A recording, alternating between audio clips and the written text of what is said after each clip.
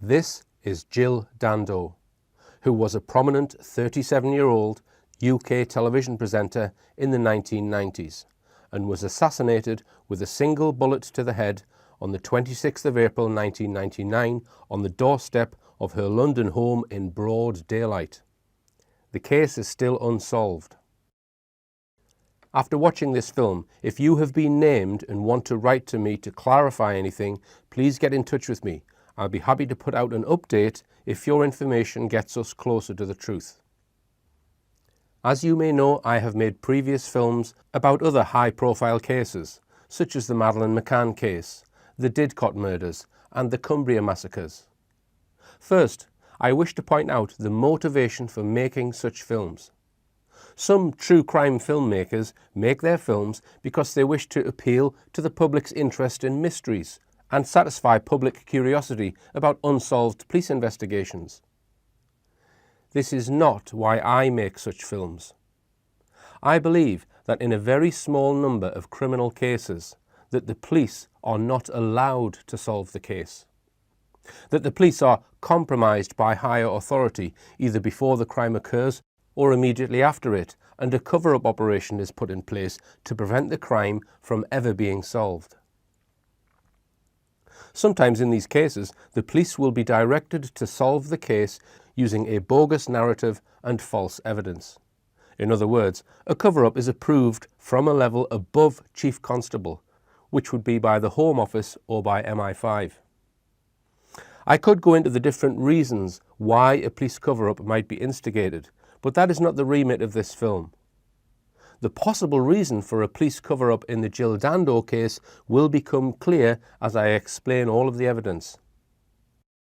This is something that true crime reporters will sometimes overlook when they are drawn into high-profile unsolved criminal cases. They wrongly believe that the police are telling the truth about the evidence, and they wrongly believe that the police have been trying to solve the case, and that the case is just too difficult for them to solve. They don't realise that the case is never meant to be solved, nor ever will it be solved by the police.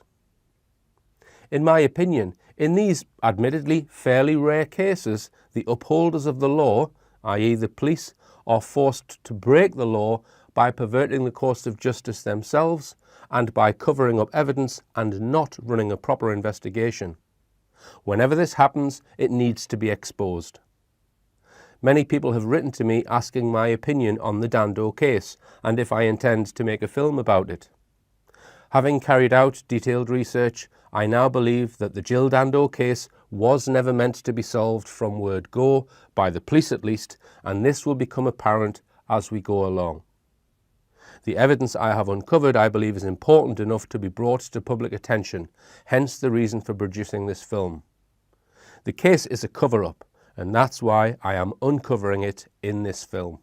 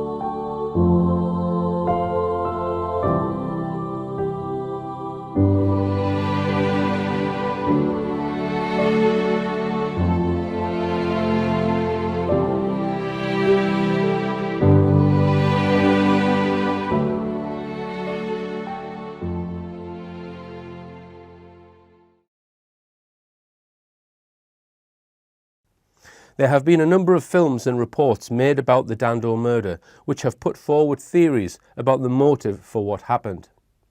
I will look at all of these theories later in the film and address why there are so many and what evidence supports them.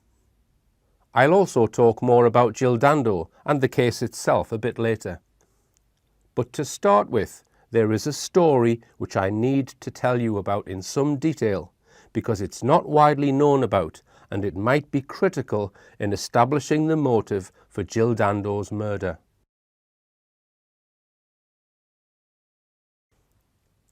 This is David Copeland. Copeland is known as the London nail bomber and is alleged to have assembled and planted 3 nail bombs, each one about a week apart, being detonated at various locations around London in April 1999.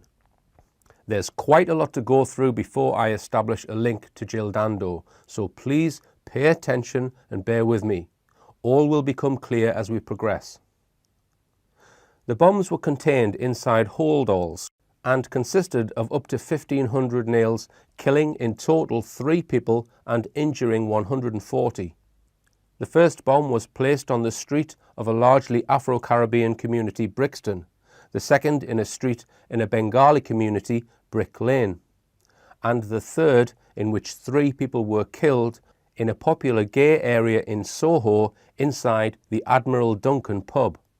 Copeland is currently serving a recommended 50-year sentence for these crimes. Copeland was a member of various what are termed far-right groups. He is described as a neo-Nazi. He was a member of the BNP and a member of an organisation called the National Socialist Movement. The basic sequence of events about these bombs is fairly well documented. A number of documentaries have been produced. However, as is often the case with terrorist attacks, sometimes information which is put out by the police and the media is distorted, omitted, added to, or concealed for various reasons. And it seems that certain elements of this case have been concealed with the help of a number of mainstream outlets and operatives. It's important first for me to point out the timeline and placement of the various nail bombs. The 3 bombs were set off on 3 successive weekends. The first nail bomb was set off on Saturday the 17th of April at 5:26 p.m. on Electric Avenue in Brixton, London. This was near a very busy street market which has a high black population. The bomb injured over 48 people, some seriously. The second nail bomb was set off a week later on Saturday the 24th of April on Brick Lane in London, which is the centre of London's Bangladeshi community, injuring 39 people. The third nail bomb was set off a further week later in the early evening on Friday the 30th of April after being placed inside a pub, the Admiral Duncan in the Soho district of London. The pub is located in the heart of the gay area of Soho. This time the bomb injured 70 and killed 3 people.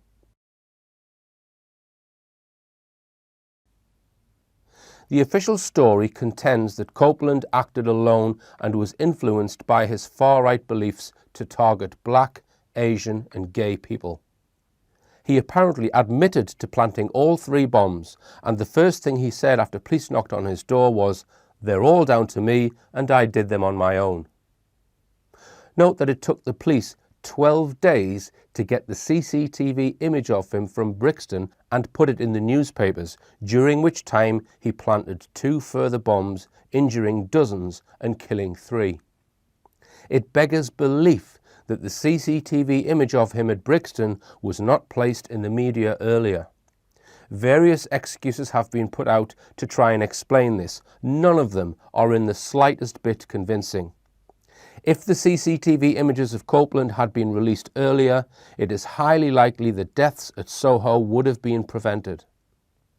But there is a convincing reason why the CCTV image of Copeland was not put in the media until it was too late, which is that MI5 were interfering, for some reason, with the police investigation and had been watching Copeland for some time, possibly even before the bombings.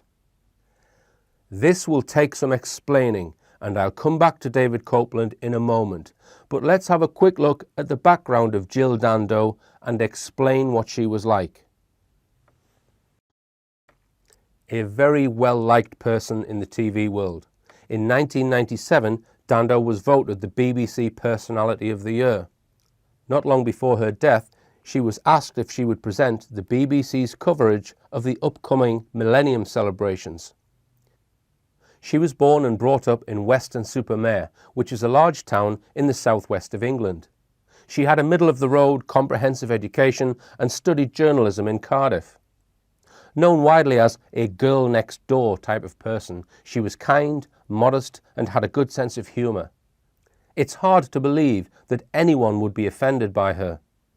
After working as a volunteer in her hospital radio in her hometown, she got a job as a trainee reporter in the local weekly newspaper, the Western Mercury.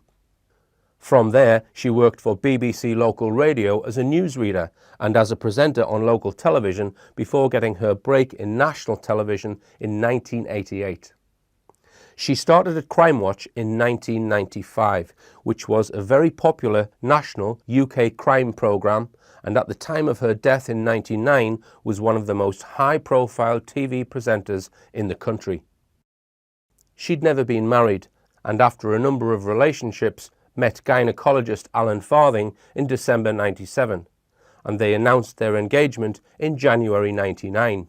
They were planning to have a child. During my investigation, I have met or spoken to 3 people who knew Jill personally, and I can report that she was a very happy person and delighted to be getting married. You couldn't paint a rosier picture. Let's watch this clip with Noel Edmonds just to see what a natural, intelligent but modest person she was. I've never seen anyone blush like this on camera before. So you blushed just now, actually. Yeah, Jill Dando. I just stalled at these stop-go boards and the workman has decided that he's not going to let me go because it took me too long to start the engine again. We can go. Good.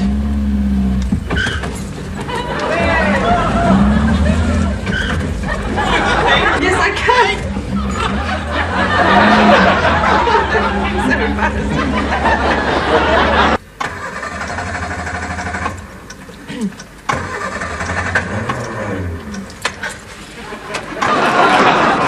Okay, hold it. Oh, this is really good, isn't it? This is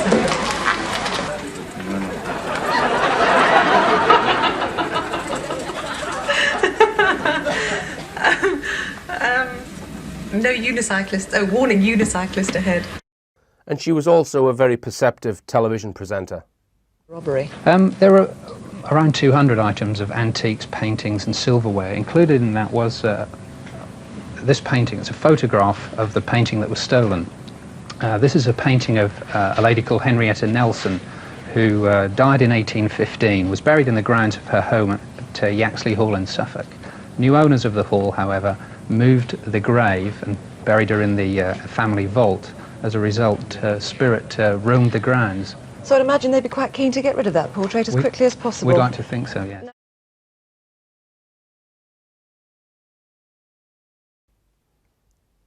There are numerous indications which suggest that there were more to the London nail bombings of 1999 than just Copeland acting alone, and that security services may have had foreknowledge of what was to occur.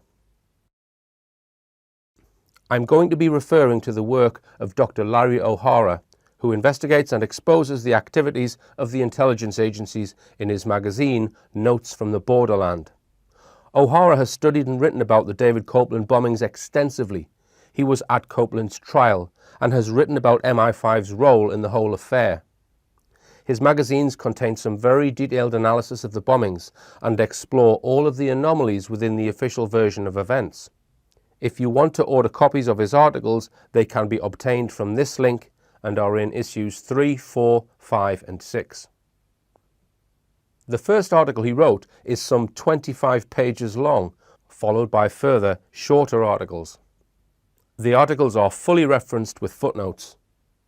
I don't have time in this film to read the entire articles, but I will summarize them and read some extracts of what I consider are the most important parts. The title of his first article says it all. Did MI5, police and their media assets allow Copeland to plant his bombs and cover up before, during and after?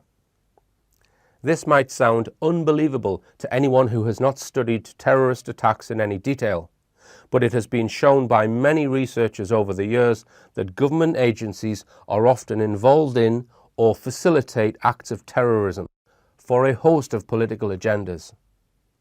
I'm going to go through the timeline of events, pointing out some of the key anomalies, using Larry O'Hara's detailed articles, which shed light on what likely really did happen with the London nail bombs. CCTV was shown at the trial showing Copeland's movements in the days leading up to the first bombing, buying the materials for the bomb, and also CCTV showing his movements immediately before planting the bomb. Here's some quotes from Larry O'Hara. The film shown covered his getting into a taxi at Clapham Junction at 3:30 p.m. Not screened was visiting a pub for 20 minutes just before. Significant? Perhaps. If Copeland did meet anybody before the bombing, this would have been a good time and place. Also shown was intermittent footage of Copeland's presence in Brixton between 3:53 p.m. and 4:36 p.m. when he walked past McDonald's restaurant. There was then a 20-minute gap until footage shown resumed at 4:56 p.m. Maybe this film wasn't shown for technical reasons. We shall see. In a confusion that may be legitimate, footage showing Copeland actually planting the device had on it the time 3:34 p.m. Both the judge, Michael Hyam, Recorder of London, and prosecuting counsel Nigel Sweeney, with no demur from the defence, whose lead QC, Michael Walkind, spent much time playing computer games on a personal organiser, repeatedly stressed times shown on a videotape may be inaccurate. A valid point, certainly. However, this could also be a useful way of discrediting priori close temporal analysis of the sort here undertaken, for obvious reasons. There was opportunity for Copeland to liaise with others even in Brixton during his short visit to the Tate Gardens Library, for example. Unlikely, but possible. The footage shown and witnesses called about what happened to the bag after Copeland placed it rang true. This encompassed at first sight bizarre events, the bomb being moved numerous times, the bag it was in being stolen, and the security guard at Iceland's store vainly trying to warn passers-by. Unlike earlier coverage of Copeland's activities that day, this sequence of events was substantiated by mutually reinforcing witness statements and footage. An article from The Independent stated the bomb had been picked up by market traders and passed around to find out who it belonged to.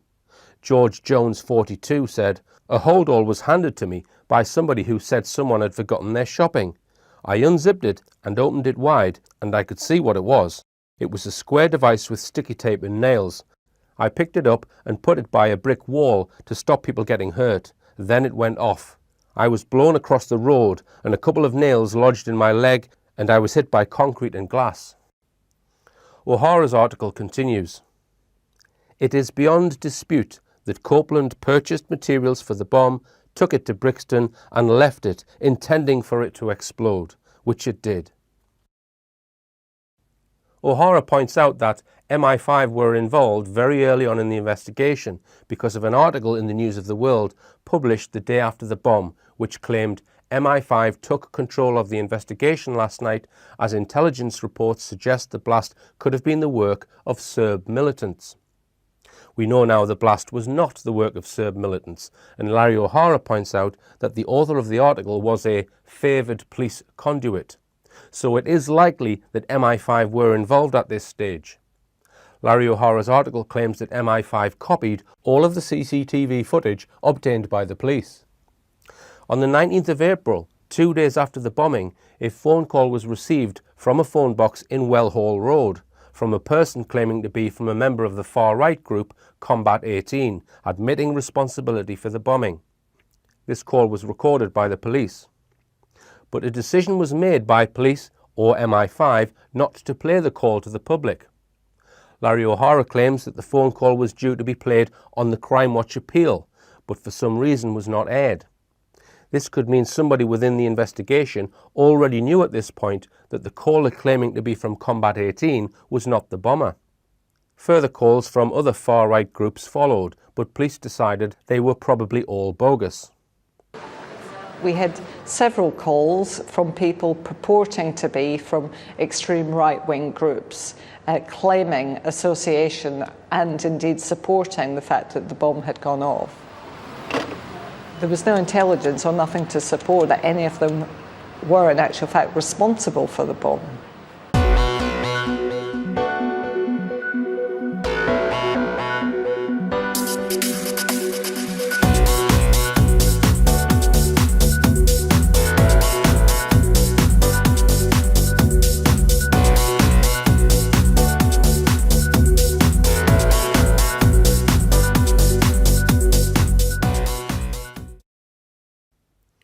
Larry O'Hara now goes on to discuss the CCTV evidence and why it took 12 days to get an image of Copeland out to the public.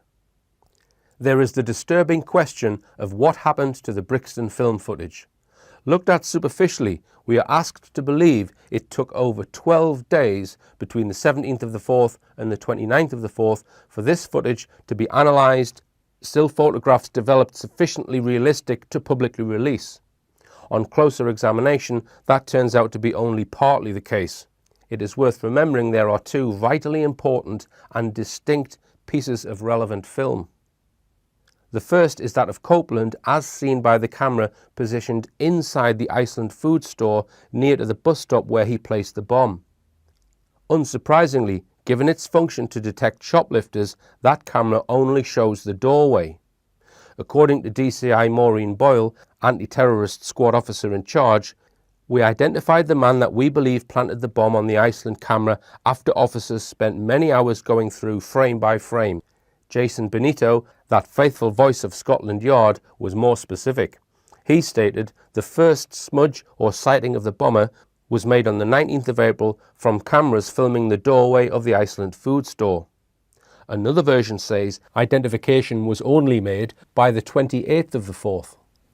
According to two directly police-sourced accounts, it took 6 days to decipher this footage, and by the 23rd of the 4th it was sent to the Ministry of Defense and NASA in the USA.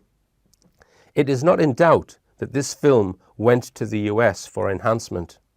But there is more to it than that. For a start, such a delay and the necessity of going overseas is ridiculous. When, for example, Selfridge's store on Oxford Street could have processed seized footage in an hour. It defies logic to believe that the Met Police, given the ubiquity of cameras, don't possess such facilities. It is important to distinguish between taking a still from CCTV film and enhancing a picture so obtained. The suspicion has to be this footage was analysed far earlier, from the 19th of April on, than it was released. The logic would be that even at this stage there were other motives at play than merely finding the Brixton bomber, or indeed somebody, MI5 for example, had already worked out who he was. Larry O'Hara then gives an example of where MI5 in the past have deliberately delayed the release of CCTV images showing IRA terrorists. I want you to make a mental note of this, that Larry O'Hara believes MI5 may have already known who the Brixton bomber was on or before Monday the 19th of April 1999. Make a note of that date. His article goes on. The footage eventually used in the public domain to identify Copeland was not from Iceland's camera at all, but from an elevated camera. It shows him standing on the left and in front of two black men, and patently did not come from any shop camera. The fact is implicitly admitted in an official police account, mentioning that while the Iceland image was being looked at elsewhere, detectives continued their work of trying to identify further images of Copeland. Nothing in the key disinformational text by McLagan and Lowell's Mr. Evil contradicts this interpretation. Indeed, they admit that, within hours of the bombing, the police had obtained all the recordings for that Saturday afternoon, page 126. Not surprisingly, given the prominence of this publication, the authors do not distinguish between the Iceland footage and the elevation camera product. To have drawn attention to that would have laid bare what seems like a crucial police or state deception. A good picture of Copeland, the one eventually used successfully, did not have to be obtained from overseas, but was already at hand before the 29th of the 4th, as early as the 19th of the 4th in fact. In this respect, incessant reference to police retrieving 1,094 CCTV tapes with 26,000 hours of recording and spending 4,000 man-hours viewing them is also highly beside the point. For given there was a known location reference, where the bomb went off, and an exact time, as all cameras would have been jolted by the blast, the indisputably painstaking work necessary was not quite looking for a needle in a haystack. Larry O'Hara proposes that MI5 knew who Copeland was, knew what he was going to do, and did not want him identified just yet.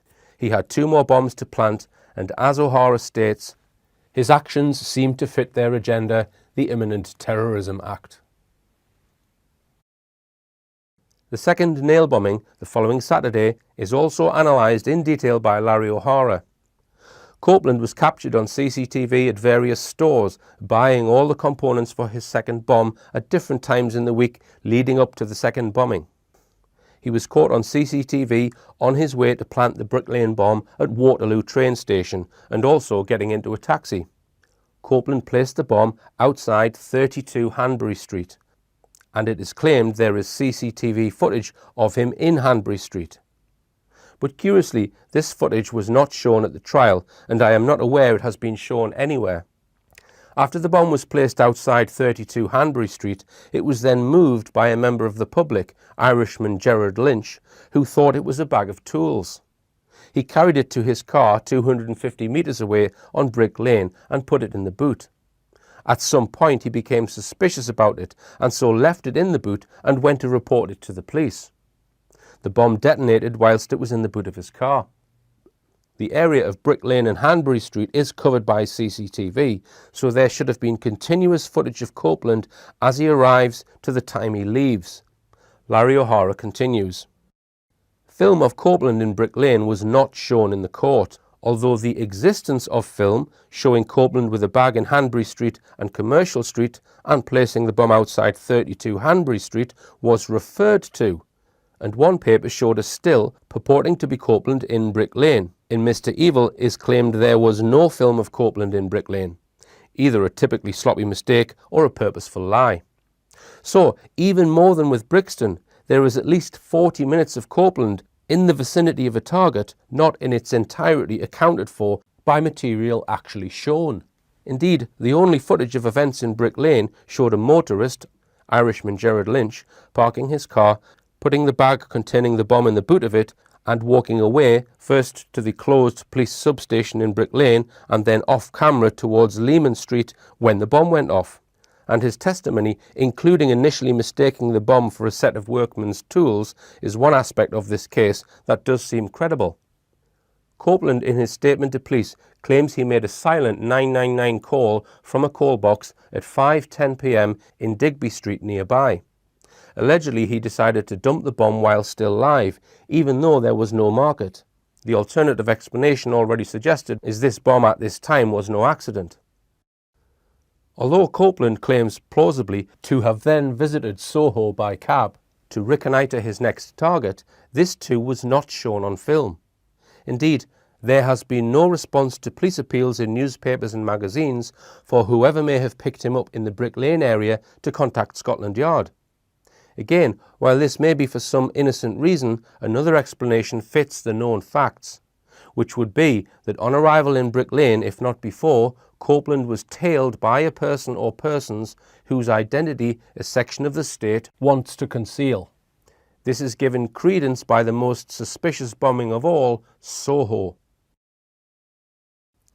So Larry O'Hara believes authorities, perhaps Special Branch or MI5, may have been observing Copeland before he planted the second nail bomb.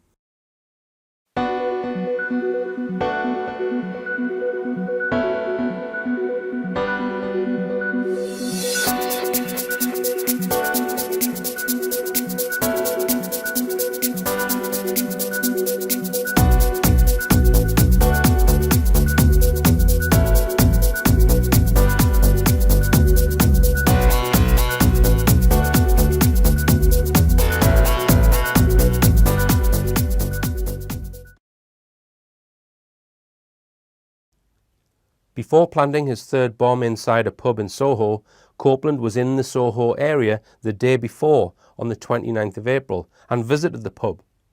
It was on this afternoon that the image of Copeland first appeared in the media in the Evening Standard, and then in mainstream papers the following day.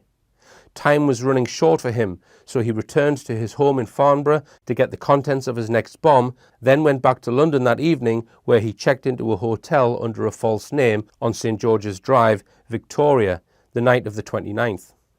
No CCTV of him on that night arriving in London was shown in the court. Copeland made phone calls from a payphone outside the hotel, but it was not revealed who he called. On the morning of the 30th, he checked out of the hotel and into a second hotel where he prepared the next bomb. This was placed on the floor beside the bar of the Admiral Duncan pub on Old Compton Street and detonated at 6:37 p.m. Again, I will quote from Larry O'Hara. Copeland made his way to Soho. Arriving early, Copeland went to a so-called straight pub for half an hour. Needless to say, neither the name of the pub or any footage of Copeland approaching, entering, leaving it was shown. Yet again though, surely relevant and possible given there are supposedly at least 126 cameras visible to the naked eye alone in Soho. Footage was played of Copeland passing two shops at number 62 and 64 Compton Street, at first with the bag containing the bomb and later without it. It is well established Copeland left the bomb in the Admiral Duncan pub at 6 p.m. and left it between 5 and 10 past 6. The bomb exploded around 6:37 p.m, killing John Light, Nick Moore and the pregnant Andrea Dykes. That there is something suspect about the Soho bombing is given credence by an amazing story in Gay and Lesbian Weekly, The Pink Paper, which went to press 3 days before the bomb, although dated Friday the 30th of April. Written by David Northmore, the front page lead stated, "Gay communities around the country were on bomb alert this week after a second nail bomb in London last weekend." The next sentence stood out, claiming, "Home Office, police and gay businesses are urging gays and lesbians to be particularly vigilant." Home Office in this context patently refers to MI5, the security service.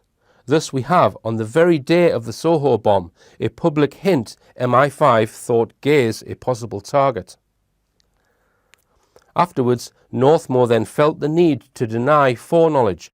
Writing in The Independent, he wrote, "Did the Pink Paper receive a tip-off that such an attack would take place? Absolutely not.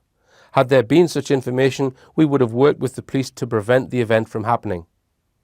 O'Hara also states that ex-Naval Commander Duncan Lustig-Preen, who campaigns for gay rights in the armed forces, said, "MI5 sources informed me 3 days before the explosion that their intelligence was far more pessimistic over the gay angle than the Met Police position."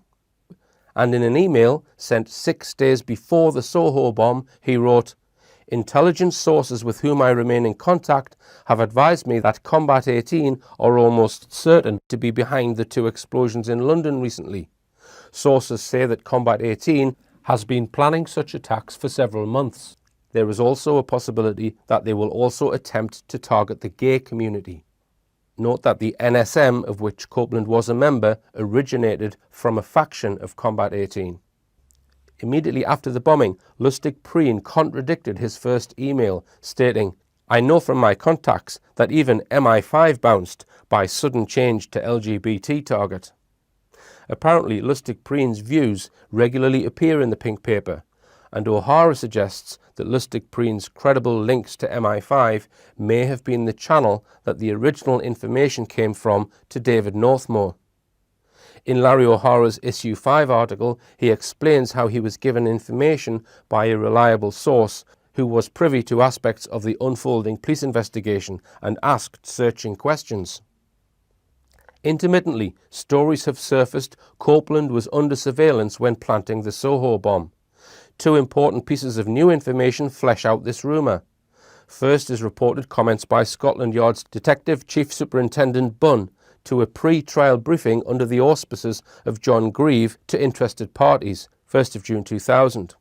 According to someone present, now this someone was later named as Outrage founder member John Beeson, who was heard saying it by Simon Forbes, a member of the Met LGBT Advisory Committee.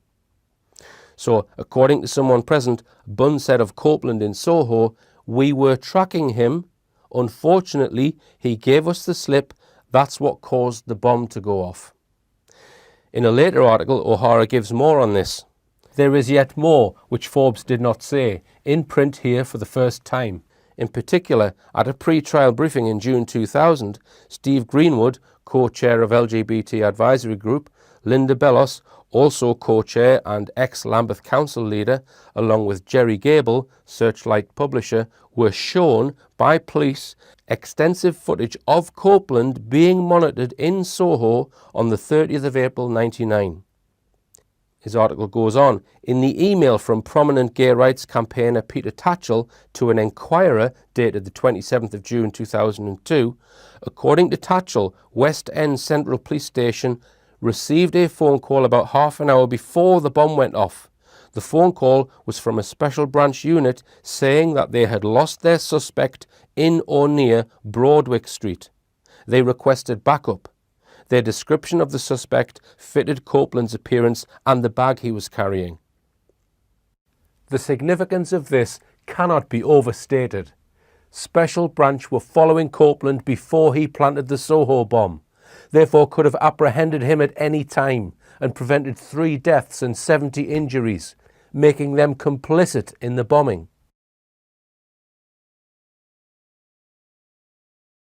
Larry O'Hara also points out that if MI5 did have foreknowledge that the gay community were Copeland's next target, this foreknowledge might have been gathered if he was followed immediately after his Brick Lane bombing, when he is alleged to have travelled to Soho to decide on his next target.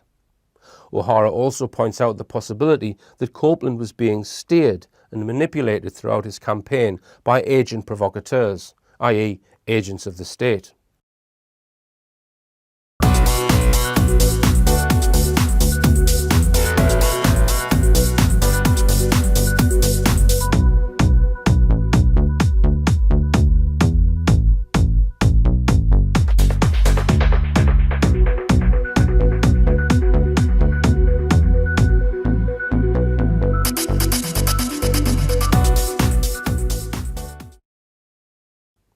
O'Hara's SU5 article goes on.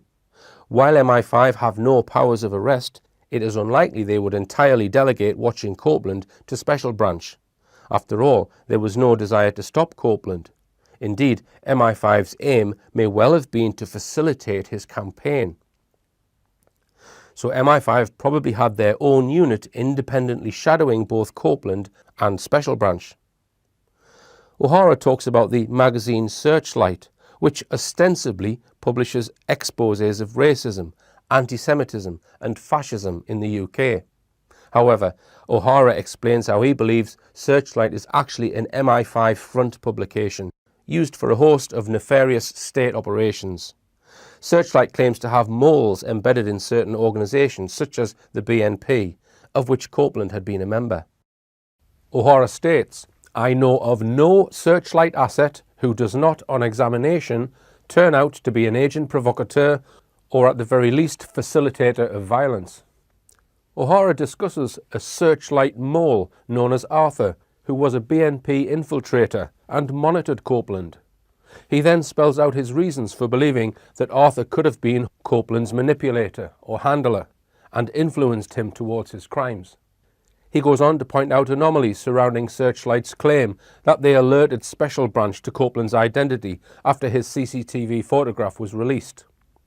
He explains that he believes this was deliberately delayed and that Copeland's name was merely added to a long list of other names, rather than given to them individually. So in other words, he's claiming there was skullduggery going on regarding the release by Searchlight of Copeland's identity to the police. O'Hara provides further analysis of the other group Copeland was a member of, the NSM, a far-right group with a small number of members. 2 further far-right groups who Copeland denies being involved with are Combat 18 and the alleged group the White Wolves. I won't go into all the details, but just to point out there is some overlap with regards to the personnel involved in these groups, and it's difficult to say how much the groups are either infiltrated by state assets or indeed set up by the state in the first place. Here's a comment from a series of World in Action programs about Combat 18. In spite of the race-hate material contained in these magazines, neither Will Browning nor Charlie Sargent have been charged. While Mark Atkinson, Charlie Sargent and Will Browning continue to push their message in football, the violence they encourage spreads. When I watch these old documentaries about Combat 18 and its links with football violence, links with Northern Ireland loyalist groups, links with United States Ku Klux Klan, I get the feeling there is something disingenuous about these programs. They're not giving you the whole picture, and deliberately failed to expose the entirety of state manipulation, which is a key component within such groups. So what conclusions did C18 draw from that incident about the role of Charlie Sergeant must have been working with Special Branch. Is it possible that Copeland was involved with or influenced by such groups, and that state assets knew about this?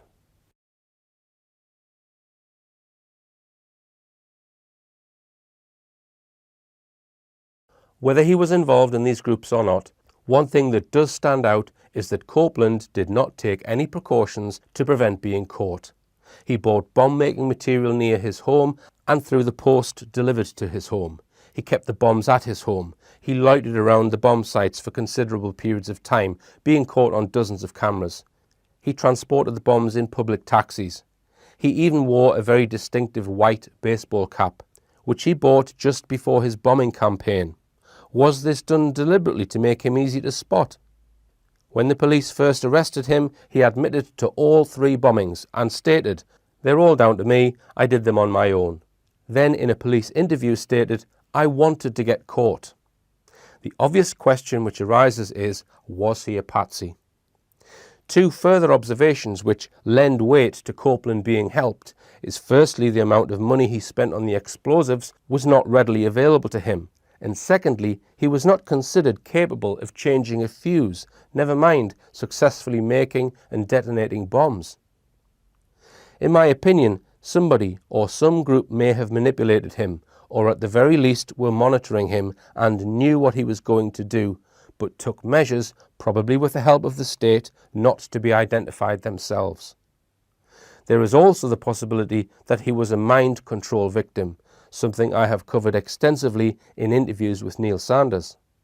In his confession statement he said, "I don't feel sad about it. I was just like a robot. I just felt nothing." Reading between the lines, MI5 and Special Branch were running an operation involving Copeland, but police and the anti-terror squad were probably not privy to it. It's been suggested that a rift between the 2 camps arose because of this, essentially a rift between MI5 and the police. Here is an article from The Guardian dated July 2000. There have been several persistent rumours the police had Copeland under surveillance before the Soho blast and lost him. Scotland Yard last night dismissed this as absolutely untrue. Other speculation has suggested there was friction between MI5 and Scotland Yard and that the 2 clashed over risk assessment. This too has been strongly denied. Hang on, nobody suggested the police were surveilling him. It was Special Branch and possibly MI5 that was surveilling him. The 2 clashed over risk assessment, meaning Scotland Yard considered Copeland a risk and wanted to arrest him, but MI5 didn't consider him a risk and wanted to observe him. It's easy to see why there may have been friction, as The Guardian put it, between MI5 and the police. I repeat that it took a staggering 12 days to get the CCTV image of him from the Brixton site and put it in a newspaper, during which time he detonated 2 further bombs, injuring dozens and killing 3. The 2 subsequent bombings could easily have been prevented if the police had done their job. I was devastated because we'd released the images on the Thursday. We were actively following lots of information that had come through, and we'd not succeeded in arresting him before he committed his next offence.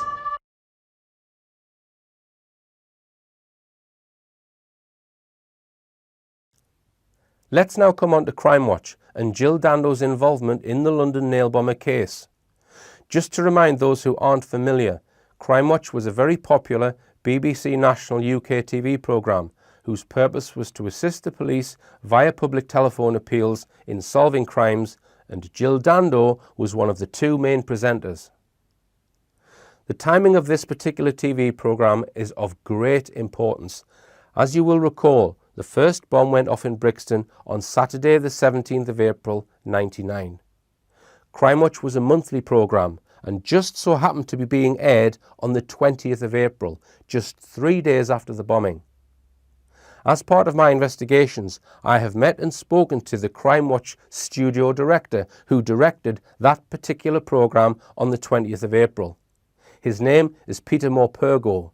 I'll come on to that meeting I had with him later in the film, but he told me that the Crime Watch team would usually spend the day before the show airs, in this case Monday the 19th, rehearsing for the Tuesday night show. So to feature an appeal for the Brixton bomb, which only happened late on Saturday the 17th, was fairly short notice. A decision must have been made by the police quite quickly to use Crime Watch for an appeal. And I also suspect that MI5 may have been out of the loop when this decision was made. Incidentally, this particular programme was Jill Dando's last appearance, and she was dead less than 6 days later. I'm going to show you the entire Crime Watch segment that features the Brixton bombing. But first, I want to home in on one very important statement coming from a member of the public. This is towards the end of the show, and Jill is reading out telephone responses from witnesses. Well, following up with what Nick said earlier about the Brixton calls, several calls on that, some very good ones. Some people were seen on a roof in Brixton on the day with binoculars, but obviously we don't know whether they were connected or not.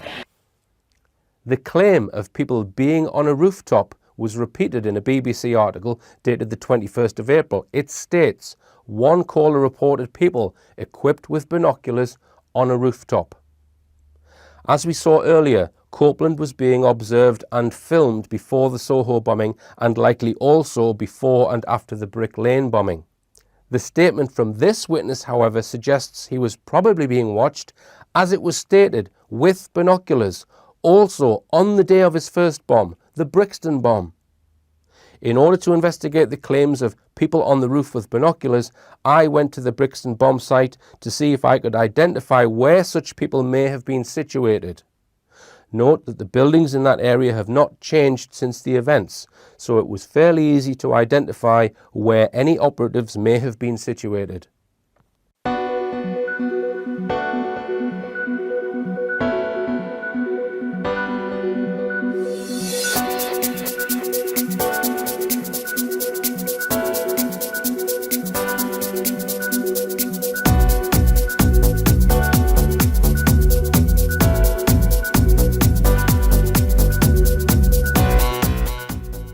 Okay, so I'm here in Brixton, and this is the spot of the first nail bomb allegedly planted by David Copeland.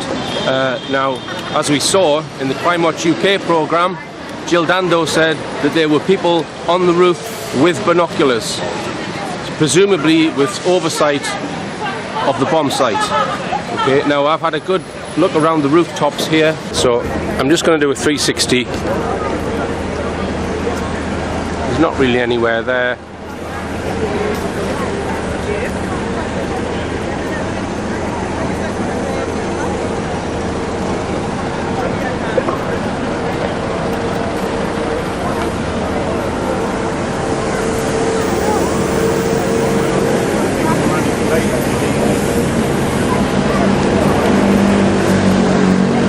And really, I can only identify one place where they may have been, and it's just over my shoulder here on this rooftop. All of the rooftops on the other side of the road are sloped, so you wouldn't be able to stand on them. There is a rooftop above the tube station, but that doesn't have oversight. So my guess would be one of these rooftops here.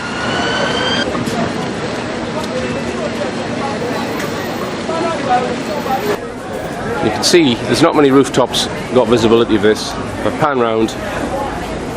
Well, you know, just another day in Brixton. Just another day in Brixton, he said. And yeah, I would say my money's on that building there. Of course, this one wouldn't have any visibility of the events. We've got a roof here. So this roof would obscure any view from that building, so it must have been on this side.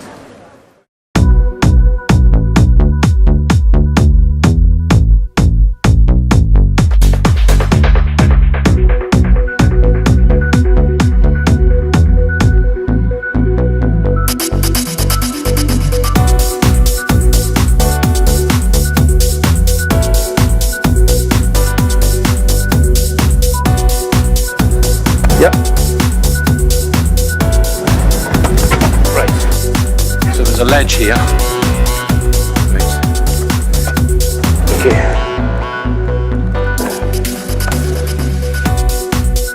Right, I'm going to put the camera down. So, I managed to get onto the roof of the shops of Electric Avenue.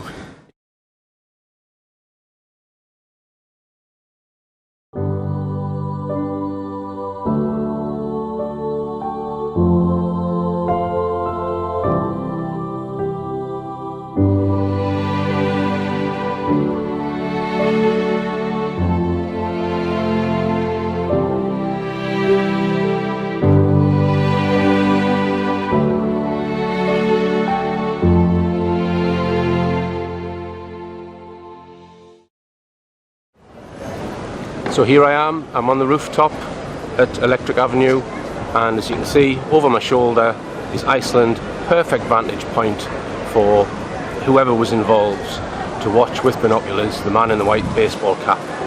I'll go a little bit further to the back where these statues are. I'll just turn the camera around now. I'd be interested to know when these metal statues of these dogs was put up.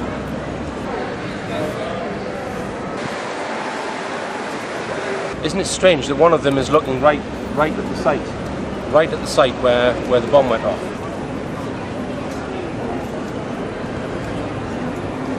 Okay, I've got to climb down now.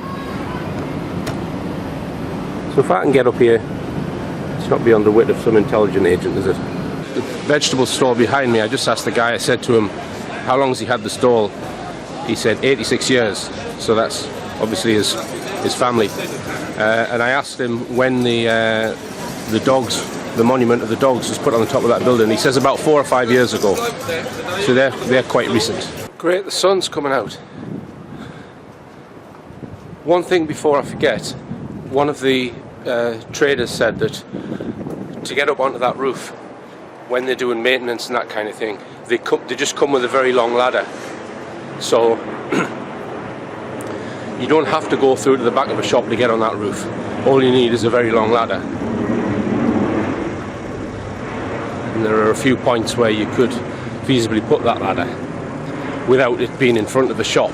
So you go around the side and get up onto that roof. And another one of the traders in the shops said that he thought there used to be access to the roof, like metal steps or something like that, but that's not there now.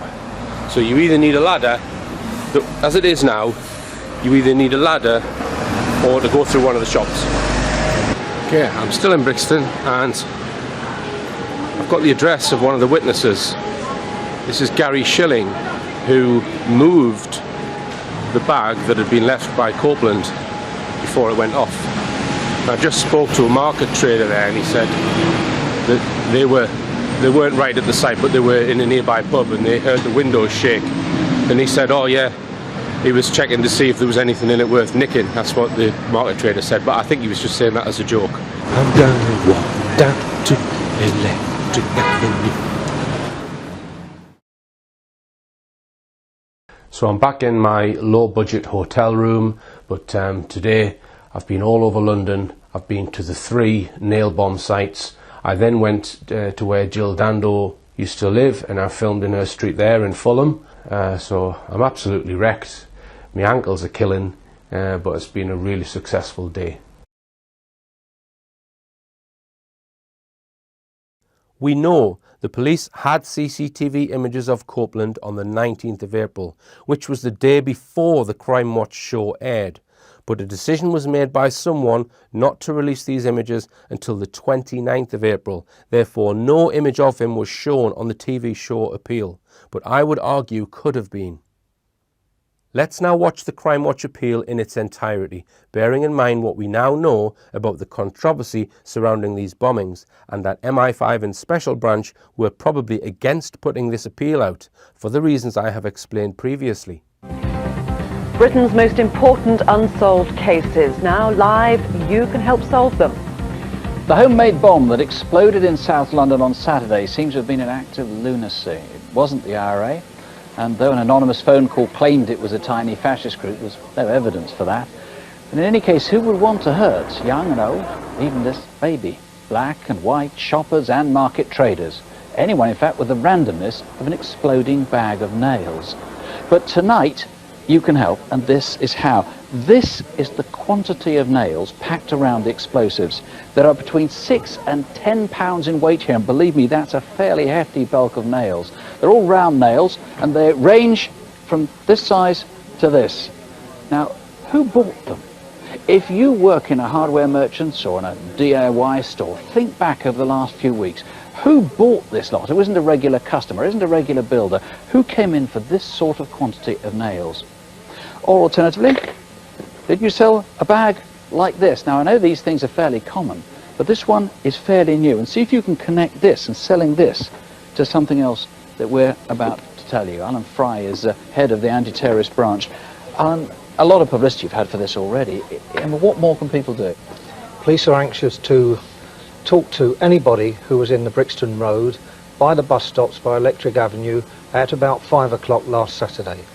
Whether they were just walking past, shopping, standing waiting for a bus, or even on a bus.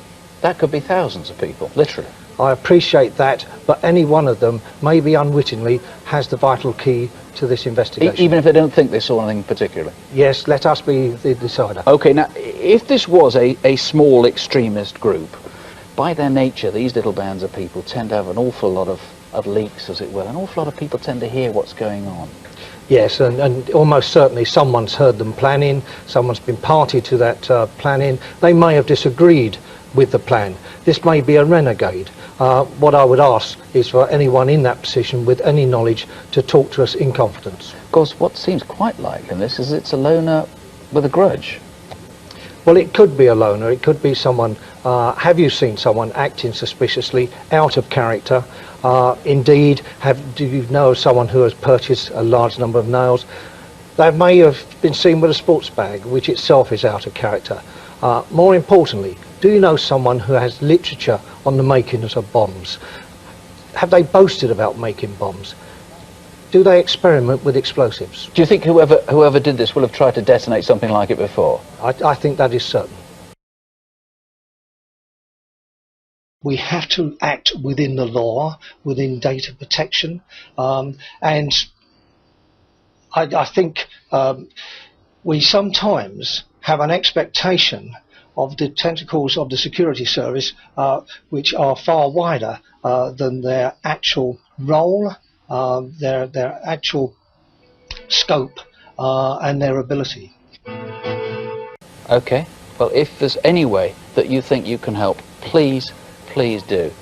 There's a £10,000 reward, that may go up. We've had an astonishing response on the Brixton nail bomb attack. We've learned that great samples of nails and sometimes great boxes are available at several stores, some of which have CCTV cameras in them. We've learned that in building sites often all the nails are kept together, so maybe somebody who did this is involved with a building site. And there's an extraordinary call here, someone saying that they saw people acting very suspiciously indeed, and we'll tell you a little more about that once we've cleared that later on. The phones are under siege at the moment. On the Brixton nail bomb, we've really had some fascinating calls. As I said earlier, we've got people who were in the area, a couple of very interesting calls, which I really can't give you anything more about at the moment. We've had about 60... Well, following up with what Nick said earlier about the... In body language studies, this gesture is the brain's attempt to block out deceit, doubt, or a lie that it sees. Women use a small, gentle rubbing motion just below the eye, either because they have been brought up to avoid making robust gestures or to avoid smudging makeup. Brixton calls, several calls on that, some very good ones. Some people were seen on a roof in Brixton on the day with binoculars, but obviously we don't know whether they were connected or not. Standing next to Jill is Chief Superintendent David Hatcher. Watch his body language when Jill talks about the people on the roof with binoculars. He knows he's on camera, so he's trying to look nonchalant, but the way he moves suddenly and takes his glasses off to look around the studio suggests to me he is not comfortable with Jill saying this, as if to check whether permission was granted. Brixton calls, several calls on that, some very good ones. Some people were seen on a roof in Brixton on the day with binoculars, but obviously we don't know whether they were connected or not. Many calls giving us details about where the nails can be bought, centering on pound shops, so we don't really want any more calls on that. On the murder of a Swedish tourist, well, we had one... Perhaps Scotland Yard or the anti-terror squad who were involved in making this programme were upset at having their hands tied by MI5 and thought they would allow some beans to be spilled about MI5's covert operation. In my research into this case, I have tried to get access to the Crime Watch Update report. This is a short update that normally follows the main Crime Watch programme, informing viewers of any progress about the cases discussed. I offered to pay the BBC whatever price was required just to be able to view the update as part of my research. Not necessarily to use it in this film, but just for me to view it. And they replied, "Hi Richard, I'm afraid we can't help with your request. We cannot supply copies of BBC programmes footage to members of the public or companies for research, education or personal use, I'm afraid."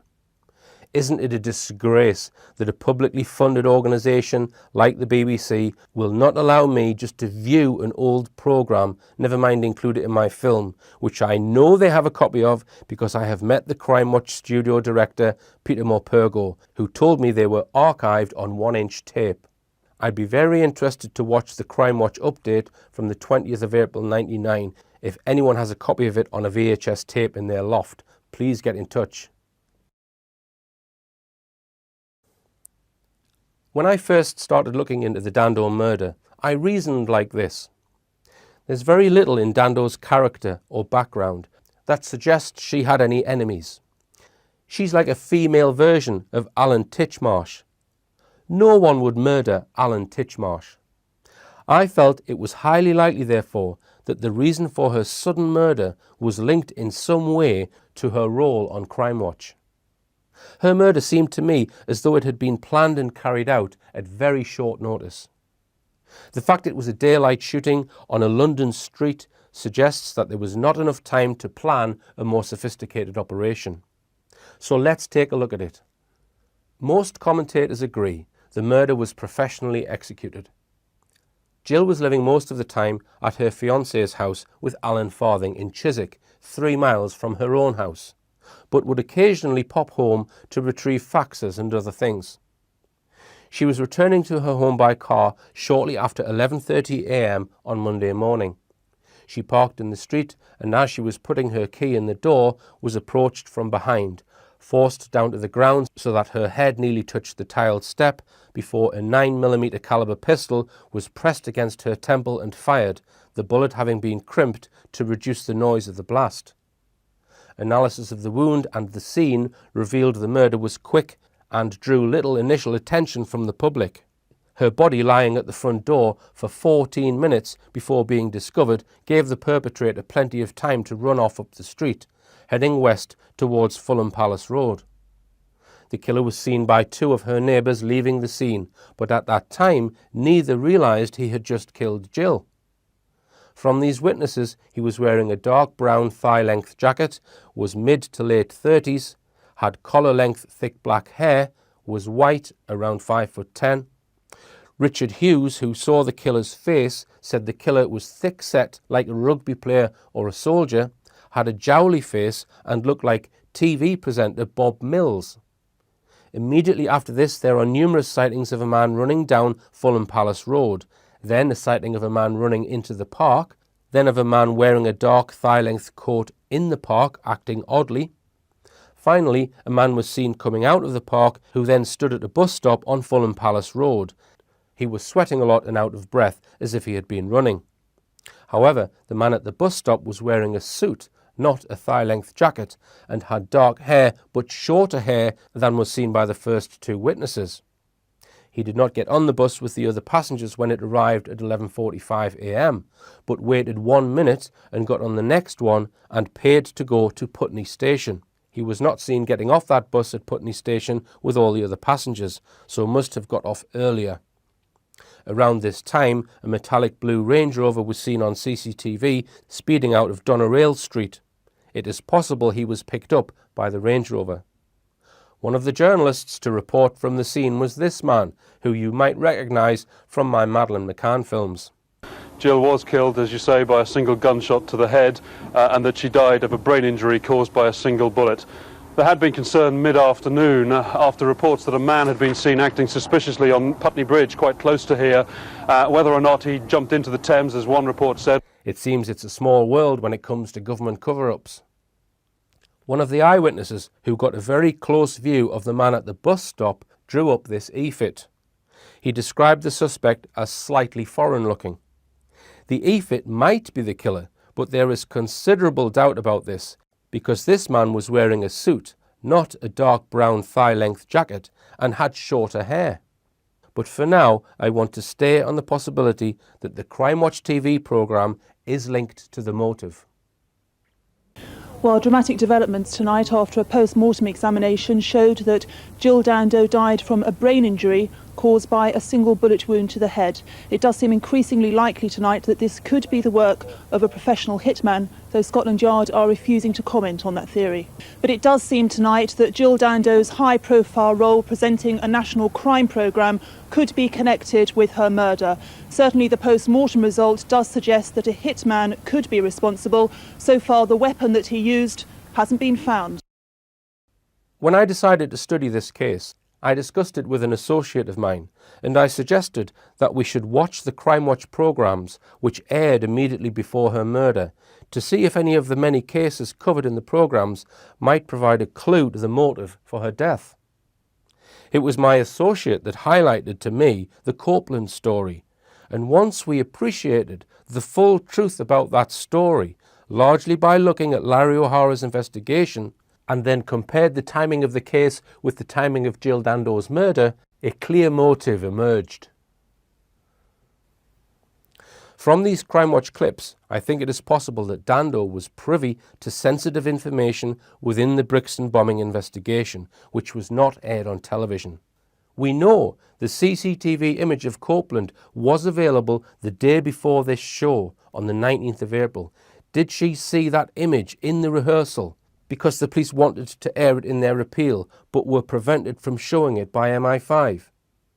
Did Dando learn the name of David Copeland as being the main suspect as a result of either information from members of the public phoning the show or intelligence given to her by the police? Was the phone call police recorded alleging to be the bomber actually made by David Copeland, and had Dando heard that call? If she did learn information about the identity of the bomber 9 days before they released his photograph, which was also 4 days before the second bomb was due to be placed, and a full 10 days before the Soho bomb was due to be placed, would that not mean she was in possession of very sensitive information? Information that somebody could not afford to be made public?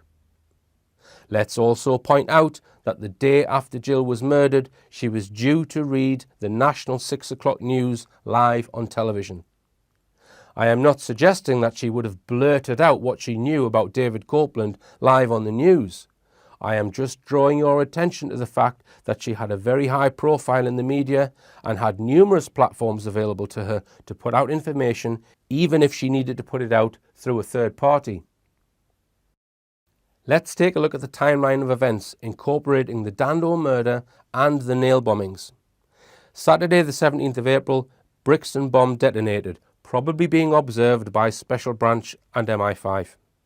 Tuesday the 20th of April, Crime Watch appeal, which received very good information, Jill Dando possibly gleaning information about the identity of the bomber. Saturday the 24th of April, Brick Lane bomb detonated.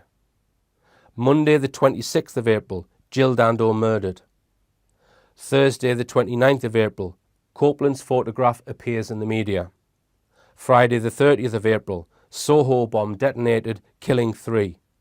Saturday the 1st of May, 1:20 a.m, Copeland arrested and admits to all 3 bombs. If Dando was murdered because of what she found out about David Copeland, it took 5 days to authorise the hit, find a suitable hitman or team, then plan and execute the assassination. That time frame, 5 days, seems quite plausible to me.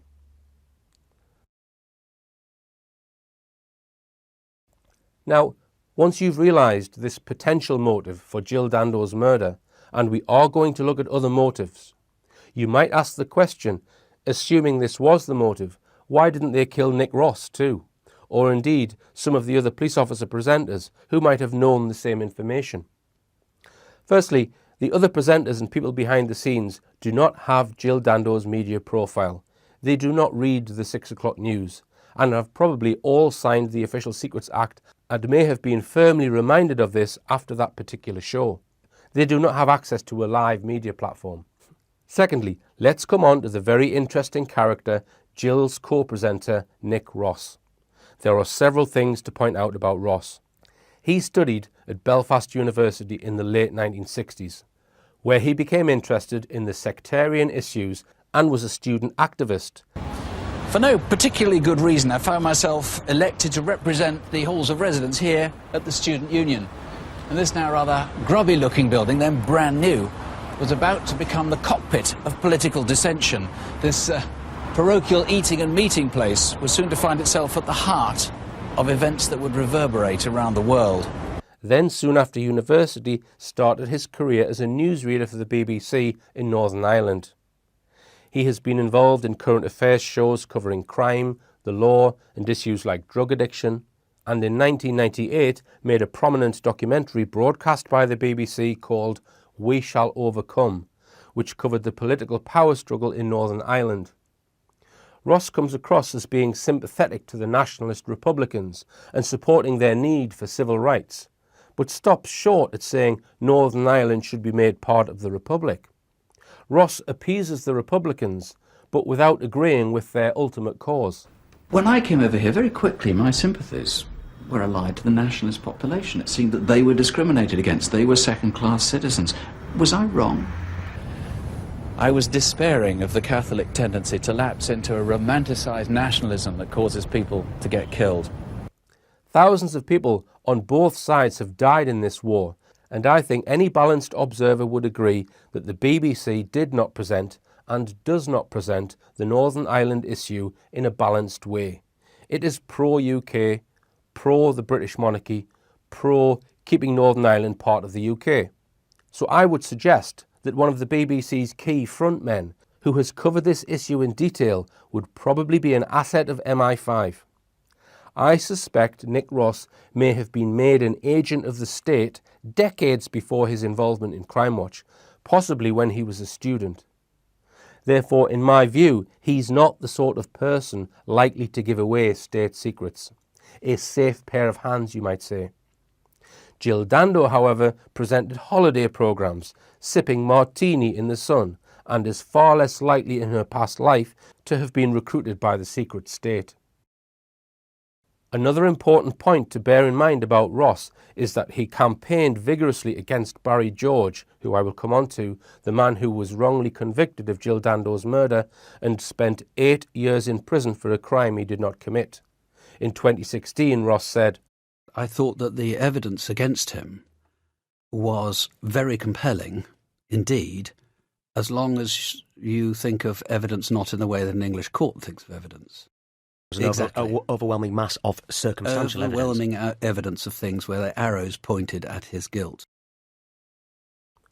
Nick Ross implies in this interview that he still believes Barry George is guilty. This is a strange stance for somebody who claims to be interested in truth and justice. The question arises, does Nick Ross know more about the Jill Dando murder than he lets on? And does he know whether the state had any involvement? I'm going to look at some quotes by Nick Ross and an audio interview he gave in 2016. Viewers may know that in the past I have commissioned the work of Peter Hyatt, a US-based expert in analysing people's statements for deception and also for ascertaining why people are lying and what they are lying about. Something that Peter regularly points out is that if somebody makes a statement containing a negative assertion when they have not been prompted for that information, then we must be on high alert for deception. As Bill Clinton once said, I did not have sexual relations with that woman. I have had a short quote which Nick Ross made on the day of Jill's murder analysed by Peter Hyatt, and he has also analysed a lengthy audio interview that Ross gave in 2016. Before I look at Peter's analysis, here is an article written by Nick Ross in the Daily Mail, staggeringly the very next day after Jill's murder. Jill's murder became public on the afternoon of the 26th, and he writes a detailed article in time for publication the following morning. He must have written this on the day Jill was murdered. The article speaks of her long legs and having a figure to die for. Then another article is published the same day in the Evening Standard, poignantly titled, "Nick Ross, I don't think Crime Watch is the link." How the hell would he know that? The fact he makes this negative assertion suggests to me that not only is Crime Watch probably the link, but that he knows Crime Watch is probably the link.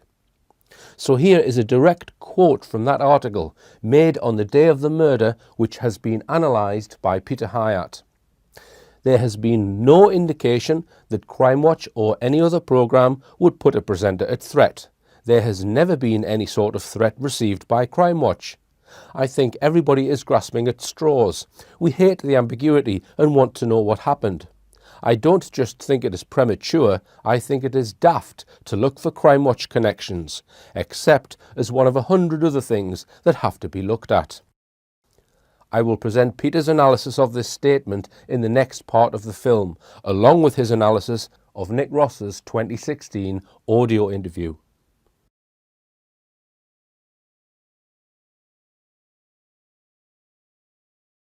Here is what expert in statement analysis Peter Hyatt said about this statement. This statement is highly in the negative, which increases importance for us. 1. There has been no indication. 2. There has never been any sort of threat. 3. I don't just think it is premature. Given the context and dating of the statement, including that this is a show about crime, this is a most unexpected and unnecessary statement. In any unsolved crime, the investigation is wide open. A show that is about crime knows this as well as anyone. If this was said years later, it would have likely less weakness in assertion. Why does Nick Ross have a need to so very quickly eliminate this possibility? Note that in context, a programme might find the publicity, including the intrigue of a possible connection, to be invaluable publicity. If there is no connection, why would the subject have the need to ridicule with daft? The reporting of what has not happened and what he does not think is combined with the need to ridicule rather than report. The change in pronoun from we to I shows an increase in importance to the speaker himself personally. Why would he have a personal need to ridicule this? His assertion comes off as powerful, which statement analysis reveals to the contrary. It is the need to sound so persuasive itself that we find the weakness. In 2016, Nick Ross spoke about Jill Dando's murder in an hour-long interview for a series called Media Masters. I have picked out some key paragraphs and had them analysed by a professional analyst for possible deception. You can find the full analysis by following this link, but here I will present the parts relevant to the murder and some of the conclusions. Yeah. And what was that like to have to, open a show with a reconstruction of the murder of one of your own show's presenters? Some of the press afterwards made it sound as though Jill and I were sort of very, very close friends, which we weren't. I mean, we used to go out to dinner with our respective spouses, or in her case, fiancé every now and then. But we were colleagues. On the other hand, we were very close colleagues. We liked each other a lot. There's been an allegation here of an inappropriate relationship with Jill and a denial. He gives a strong denial of an inappropriate relationship at that time. His use of the pronoun we, which shows unity and cooperation, confirms his claim of close colleagues. This is a truthful assertion from his perspective. It is important to note what the insinuation of the press is met with. We weren't. He then goes on to describe the relationship. His denial is simply, we weren't. He has no need to revisit it with more denials, qualifications, nor ridicule. This is a strong denial that he does not feel the need to attempt to strengthen. In contrast, compare this denial to his original denial about connection between the programme and her death. This comparison is very important because it uses its own reference point. There are two accusations or assertions here. 1, inappropriate relationship. 2. Did he know or suspect that Jill was murdered due to knowledge she would not have had? And did you get any, did you get any useful leads from that show? It was difficult, but it was also frustrating. By this stage, you've got to bear in mind, I had been doing Crime Watch for 15 years. When I started, I didn't have any interest in crime at all, and certainly no knowledge about crime. This is a yes or no question. His answer is very important. He avoids answering yes or no, which now elevates the importance of this question.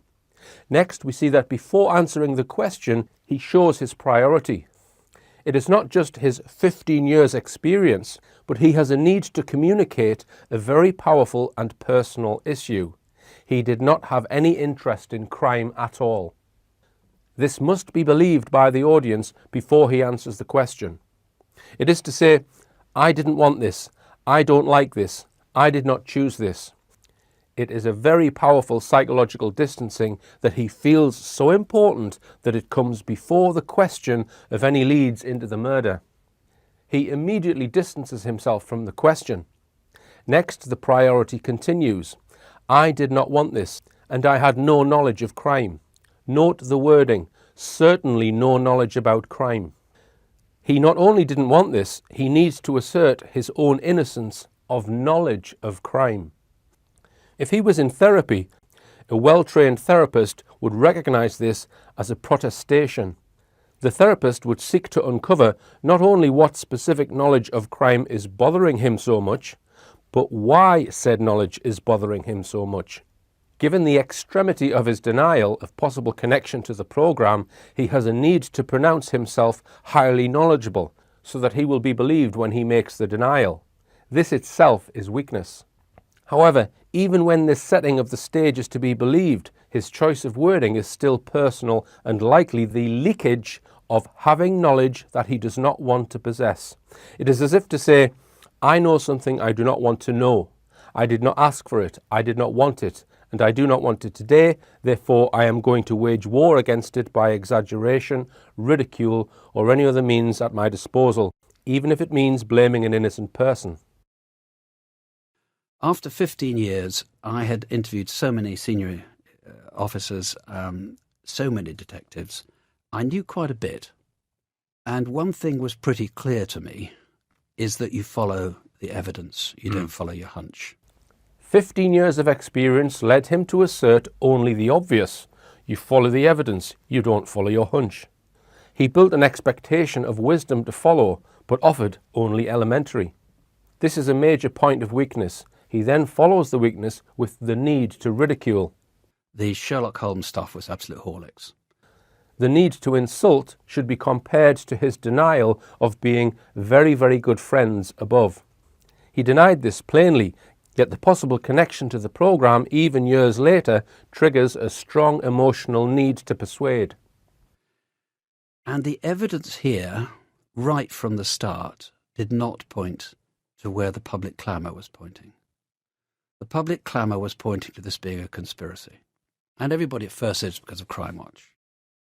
Sensitivity is very high, as we see in the negative and the need for the lengthy sentence. Note, this is indicative of psychological closeness, and this being a conspiracy is stated without a direct quote. The reader or analyst should consider a possible embedded admission.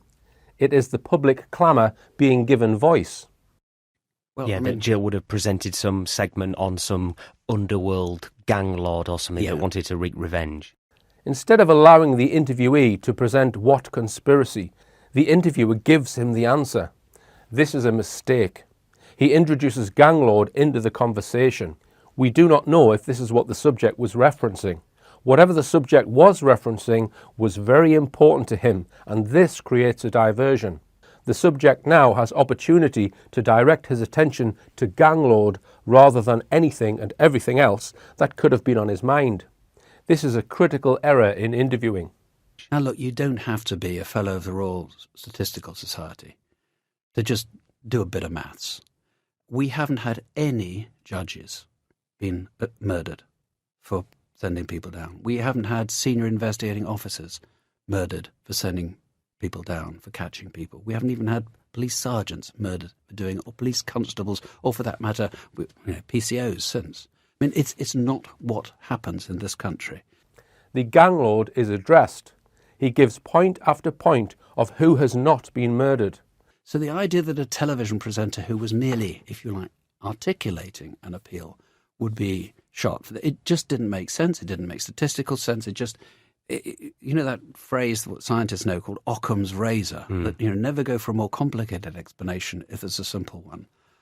Well, everybody was going for the complicated explanations. His argument is that if those responsible for investigating and sentencing are not targeted, why would a reporter? This is reasonable. What is at issue is twofold. One, the interviewer introduced gang lord murder, not the subject. Two, the subject used the plural, complicated explanations, whereas gang lord murder is a singular topic. And the other things, as soon as, I knew where Jill lived. I knew that she didn't actually live there. She was staying with her boyfriend. So anybody who'd done this conspiratorially was terribly badly prepared, because it was pure chance she went there. Recall, he gives a legitimate argument against the gang lord targeting a voice rather than an investigator. Now compare it to his offering of conspiratorially and terribly badly prepared, ridiculing the simple following the victim. Note who it is that brings this knowledge. I knew where Jill lived. I knew that she didn't actually. He knew. It is important that we note this. He knew. I knew is produced by him. It is repeated. We must consider what it is he knew and would warrant repetition and immediate change to the pronoun we. We then found whoever had done it had been seen hanging around for a long time. It was pretty stupid.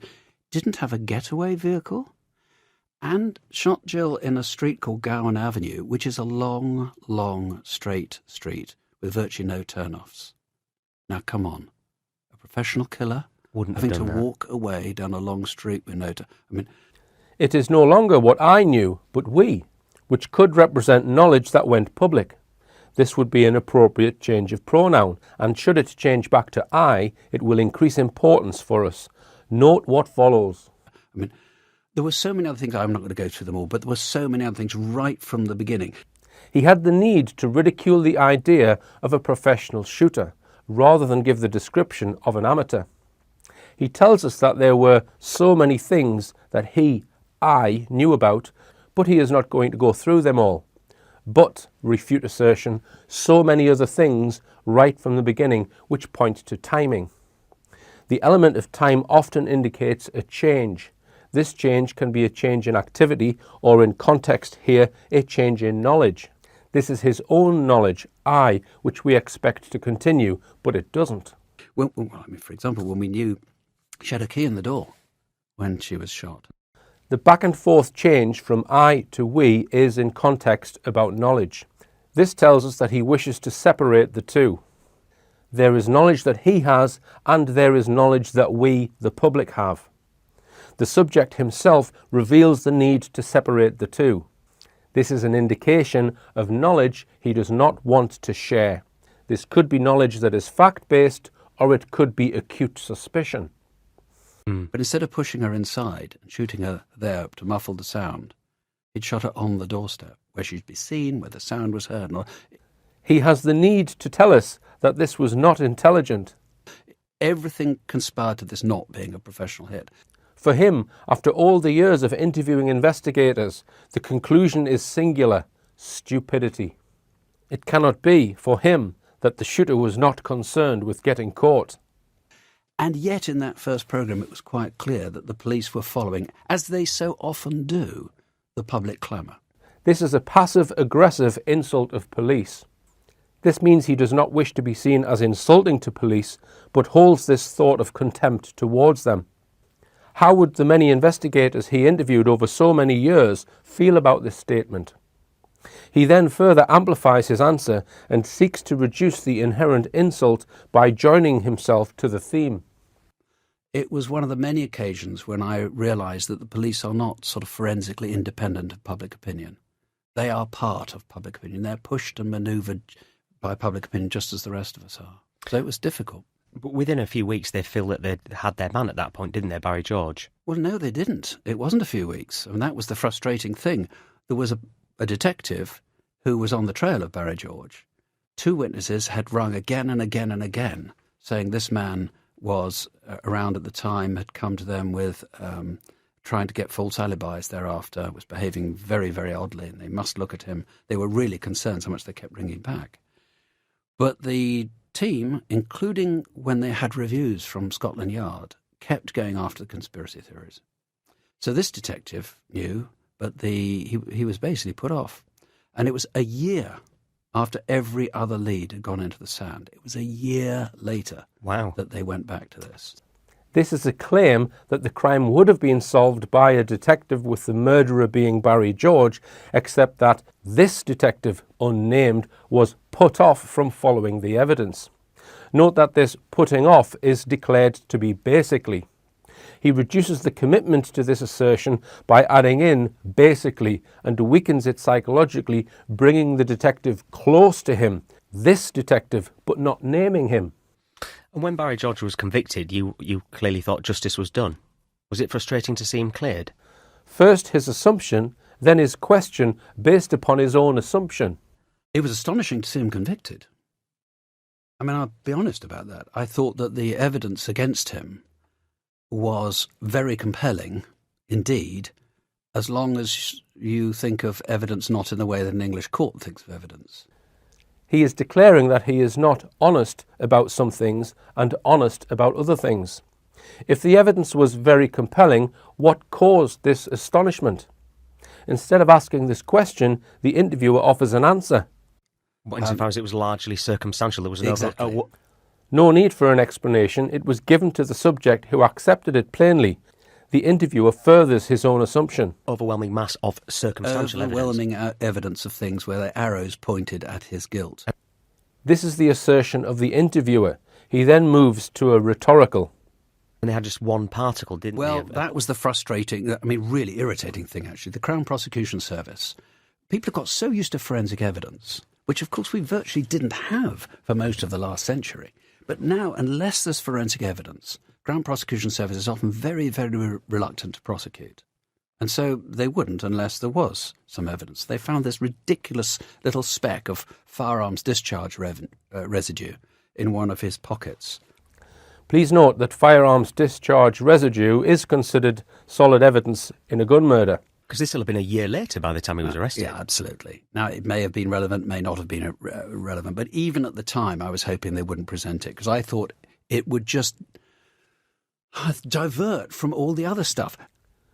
The subject, with 15 years' experience in dealing with crime and investigators, reduces evidence in a murder case of a close colleague to stuff. What caused him to call evidence stuff? What was all that he was not going to go into earlier? What has he offered as circumstantial evidence thus far? He has only offered what a professional murderer would not do. Did you consider leaving the show after Jill passed away? No, never, because firmly I never believed it was anything to do with Crime Watch. And I've always rejected the conspiracy theories. No was a good answer. Instead, he goes on to never, which now weakens the denial of no. He weakens it further with the need to explain why. This is seen in the word because in his answer. Next, the reason is given in the negative with the repetition of the word never, in never believed it was anything to do with Crime Watch. He is not done weakening the denial. He goes even further. And I've always rejected the conspiracy theories. He does not believe his own words. Note that he has always rejected the conspiracy theories, with rejected meaning refused to accept. Also note that theories is plural, meaning for him it is not just one. Had he said no without the need to persuade, it would have been much stronger. Instead, he goes into the negative, repetition and unnecessary explanation to indicate such extreme sensitivity that it belies his denial. Consider his measured response to the press, saying they were very, very good friends, and compare it to this topic. One topic produces a denial that is strong enough to stand on its own. The other denial shows a desperate need to persuade. He shows a vast difference in his language between the two denials. The more need to call in reinforcements, the weaker the denial. And I happen to know about the most ludicrous conspiracy theory of all. I mean, it's almost infantile. Not only do we have further ridicule, most ludicrous indicates his belief that others are also ludicrous, but he uses the word infantile. It should be noted that while in this defensive posture, he has called upon the word infantile. Here he now introduces new material to the interview. After ridicule, the topic introduced is important to the subject. It's risible, and yet it was actually used seriously in the Old Bailey. And this was that it was to do with the Yugoslav war. The subject introduces Yugoslav war. Because he introduced it, it is important to him and to us. And I'll tell you how this story came about. Alison Lewis was Jill's great confidant. She was her agent. She was a friend of mine. I know Alison, you knew Alison well. Alison had been asked by the police who'd got anything against Jill. She couldn't think of anything. Weeks later, it occurred to her, we had a letter from somebody. It wasn't a green ink letter. It was a sort of, I don't think you were very fair in that appeal about Yugoslavia, because the Serbs had been victims as well. The Yugoslav war is introduced. Alison Lewis is introduced. Serbs are introduced. These topics are important enough for him to not only introduce, but to stress the relationship that he had and has with Jill's great confidant, Alison Lewis. He repeats his "I know" phrase, and in its own repetition he adds, "I knew Alison well." And she mentioned this to her boss. He got quite excited about it and told it to some journalists. And all of a sudden this story emerged that, Slobodan Milosevic, in the middle of a civil war hundreds and hundreds of miles away, had decided this civil war could be resolved by going and shooting an English television presenter. He introduces Slobodan Milosevic in the interview. This is done while classifying Alison Lewis's boss without name, but as one being quite excited about this information. Why the need to classify as such? Next note, hundreds of miles away, is added to the description. The interviewer, always ingratiating, quickly agrees. Insane. For a theory to be insane, that's the interviewer's language, but be the most ludicrous of all the conspiracy theories, he devotes the most amount of words to, even more than the words used to describe the deceased. I've also included some of Peter's conclusions. Nick Ross is not honestly reporting his knowledge/belief about the Jill Dando murder. Ross exhibits guilt regarding what he knows about the murder. It is a powerful emotion that causes him the need to ridicule any possible connection of the programme to Jill's murder. What is very difficult to discern between is guilty knowledge versus acute suspicion. Nick Ross is withholding information in the interview about the murder of Jill Dando. Is this information knowledge about the motive of the murder? Is it acute suspicion of the motive of the murder? To know with precision, more sample is needed. Does he feel responsible for any possible exposure to information? With Nick Ross, very high emotions are provoked within him with the topic of connecting the murder to the programme. He introduced the Yugoslav Civil War with the need of promoting any connection as absurd. Investigative journalist Richard Hall presented this transcript for analysis with the question of whether it is possible that Jill Dando died as a result of coming into contact with sensitive information via the programme, as seen only in the language of Nick Ross. Peter concludes it is. There is language consistent with protecting very sensitive withheld information within Nick Ross's interview. That Nick Ross knows more than he is stating here is evident. Whether it is factual knowledge or acute suspicion is not known with precision. Even with approximately 16 years of processing, he does not show significant progress from his statement made shortly after the murder. This is a critical need to dismiss and ridicule, and the repeated protestations made years later only strengthen the original analysis. 16 years did not weaken his stance. That he knows or suspects Jill's murder is related somehow to her position at Crime Watch remains strong. Whether she was told, read or was exposed to information regarding the possible tie with political terrorism, any of these could produce guilt within Nick Ross. His friendship with her was reliably reported. It is this international connection, not Yugoslav specific, but international specific, that warrants exploration. Now, I would just like to add my own comment here at the end of Peter's analysis that the appeal Jill made about Kosovo, which I will show later, was not connected to Crime Watch. Therefore, there is no reason why Ross should feel guilty if the killer was a Kosovan hitman. In my opinion, there is a different reason for his guilt, and as the analysis shows, that reason is probably connected to Crime Watch.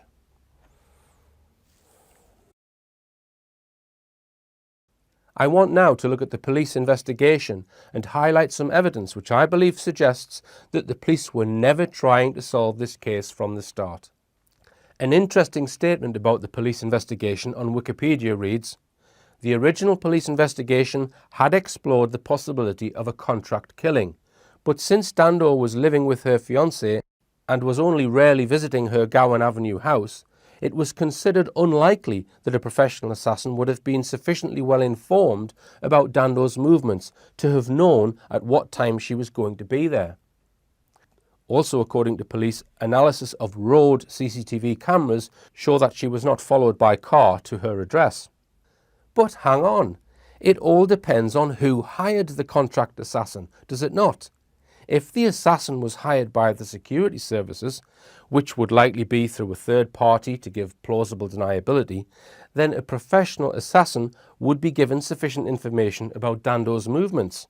After all, this is what security services do for a living: covertly gather information on people through a plethora of avenues available to them. A simple tap on her phone would suffice. If anyone wanted to find out Jill Dando's movements, certainly MI5 could. You might recall from my last Madeleine McCann film and lecture me talking about Sky News' Martin Brunt and about how I am convinced that he is an MI5 asset. Follow this link for details of this. I picked up this quote from the book Jill Dando, Her Life and Death by Brian Cathcart. Among crime correspondents who had picked up the rumour before 1 p.m. was Martin Brunt of Sky News. He had received confirmation that Dando had definitely been attacked, that it was not an accident. This came not from an official Scotland Yard spokesman, but from a police source whom Brunt could not identify on air. She was only pronounced dead at 3 minutes past 1. Was he tipped off by MI5? The man who was put in charge of the investigation was Detective Chief Inspector Hamish Campbell, working out of the notorious Belgravia Police Station, which is known for running intelligence cover-up operations. I've mentioned it before in relation to the London bombings and the Madeleine McCann case. A man was seen leaving from outside number 29 Gowan Avenue, and he ran east down this road towards the Fulham Palace Road. A man between late 30s and 40s, white, he was carrying a mobile phone, he was clean-shaven and he had dark hair. The witnesses describe him as being well-groomed, possibly wearing a jacket or a suit. And anybody who knows that man or anybody else who saw that person out there, we would like to speak to. Campbell had been a frequent guest on BBC's Crime Watch. Despite massive media attention, appeals for information, appeals to police informers and a £250,000 reward, for many months the investigation came up with nothing. And we can surely ask, was this because intelligence was being buried? Another clue that the investigation was being hindered is the claim that the telephone numbers given out on a subsequent Crime Watch appeal for information did not work properly. After 7 months, a decision which must have come from the very top of the Met was made to appoint Brian Moore as the senior investigating officer, that is, the investigation coordinator, and Hamish Campbell as the investigating officer, that is, the lead day-to-day investigator. They took over the case on the 6th of December 1999. Some of Brian Moore's history is covered in the book The Untouchables, which exposes police measures to try and address corruption within the Met Police. It seems from this that the police used corrupt police officers to fight police corruption. Worthy of note is Moore's role in the Ira Thomas case. I won't go into all of the details, but Ira Thomas was wrongly convicted of a shooting and spent 2 years in prison for a crime he did not commit. The conviction came about largely because of evidence which was put together by Brian Moore and included 3 specks of firearm residue on a jacket belonging to the accused. One theory put forward at the time of Jill's murder was the possibility that a deranged fan may have killed her. Indeed, after a year of investigating and seemingly failing to come up with any promising leads, this theory became Moore and Campbell's main line of investigation when they focused their efforts on a man living half a mile away on Crookham Road called Barry George. He emerged as a suspect because apparently he was agitated that day, and at some point after the murder he asked people to verify his movements. He was initially considered a low priority suspect and was first interviewed on the 11th of April 2000. The piece of evidence that it seems was vital in getting him wrongly convicted, as mentioned earlier, was a tiny speck of gunpowder residue. Sound familiar? Found over a year after the murder in one of his coat pockets, despite the possibility that the particle could have come from a blank firing gun or even a firework. The coat wasn't delivered to the forensic service for 15 days after seizure, but was first sent to a police studio where it was photographed. Firearms had previously been photographed in the same studio. The forensic scientist, Robin Keeley, was the one who also analysed the coat in the Ira Thomas case. Also, police who searched his flat on multiple occasions had been equipped with firearms and searched his coat pockets, so the particle could have been deposited then. No further particles were found anywhere in his flat or on any of his other clothes, only the single tiny particle in a coat pocket. Significantly, neither of the 2 witnesses who actually saw the killer on Gowan Avenue identified Barry George as the killer. Only one witness, Jill's neighbour Susan Mays, who picked Barry George out of an identity parade over a year after the murder, placed Barry George anywhere near the murder scene. She saw a man fitting George's description and acting as though he did not want to be seen across the road from 29 Gowan Avenue at 7 a.m, which is 4.5 hours before the shooting. Barry George had a reasonable alibi, that he arrived at the Half-Hour Advice Centre at 11:50 a.m. and was wearing completely different clothes to the gunman. Therefore, he would not have had time to have gone home, get changed, and get to the Half-Hour Advice Centre by 11:50. He should never have been put on trial. If it wasn't for the persistence of George and his supporters, he'd still be in prison today. We can surely ask, how the hell was George convicted in the first place? With an IQ of just 75, did Hamish Campbell see him as a soft target? Was he the perfect fall guy to enable them to close down their phony investigation?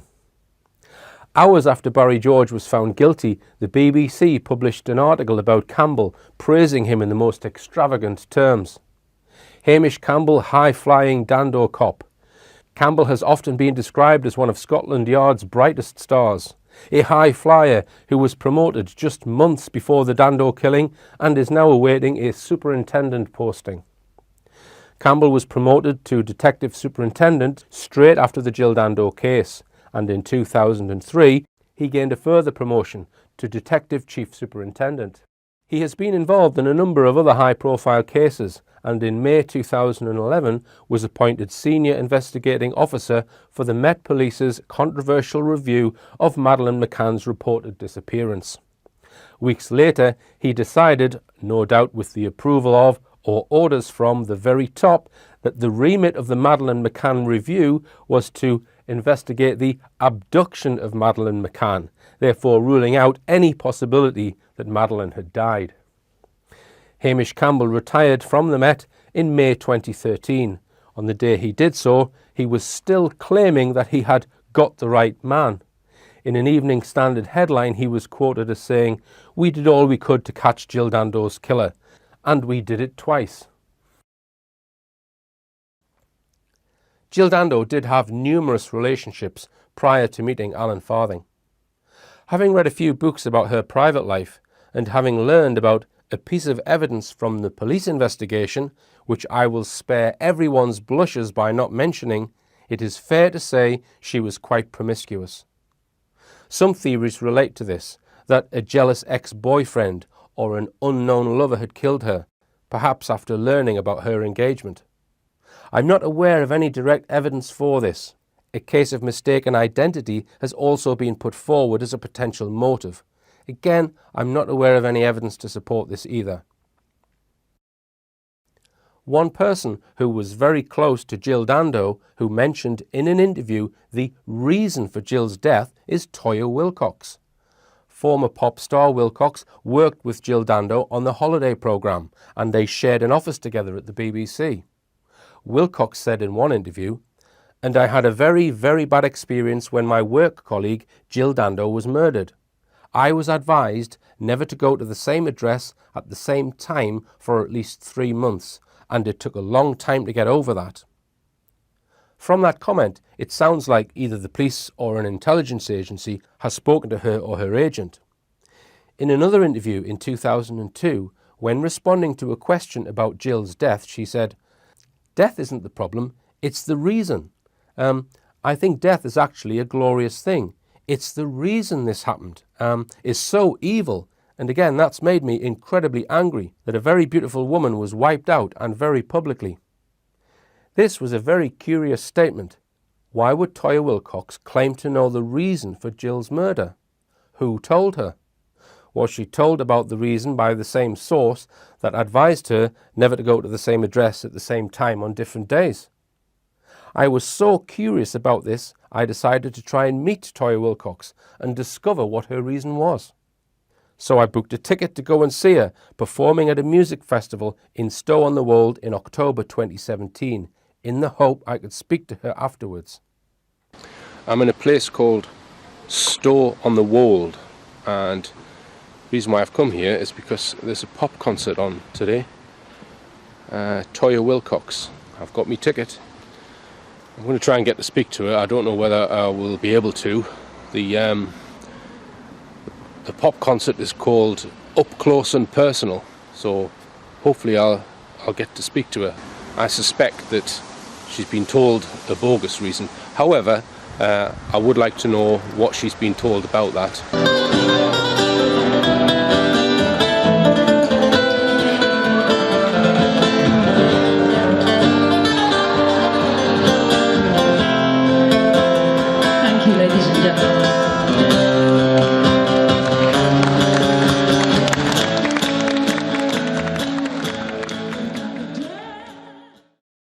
And it's called It's a Mystery.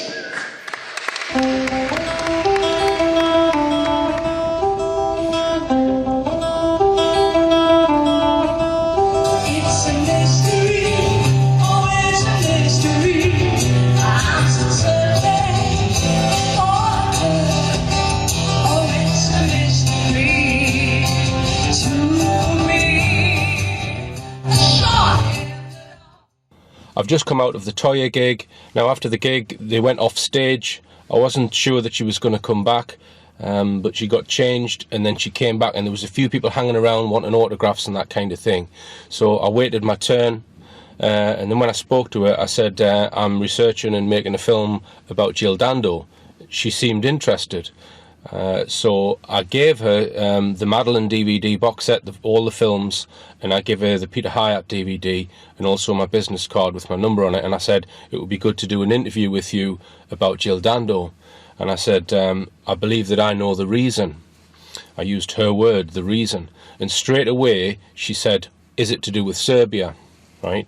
And I said, well, no, I don't think it is. So I suspect that when she's been quoted as saying that she knows the reason, that's what I think is in her head, or that's probably what she's been told. There was probably at least a dozen people listening to every word I was saying to her, right? And I didn't want to start getting into graphic detail about a very close friend that she had lost just after she's finished this quite nice concert that she's given, and all these people are there to see her singing. They're not really there to hear me asking her about a friend being murdered, right? So I didn't want to waste my chances of getting a potential interview with Toyah, right? So for that reason I didn't say, oh, when did you last see her? why do you think she was murdered? I just kept it very brief. Hopefully she'll be intrigued and wonder what my reasoning is after she's watched the Madeleine films. From this, it is quite clear to me that when Toya refers to the reason, she is referring to the Serbian hitman theory. So let's come on to that one. The former Yugoslavia went through changes in the 1990s during a series of armed conflicts, resulting in it breaking up into separate states. In 1998, a war in Kosovo had started, which resulted in a humanitarian crisis. 3 weeks before Jill's death, she presented this appeal.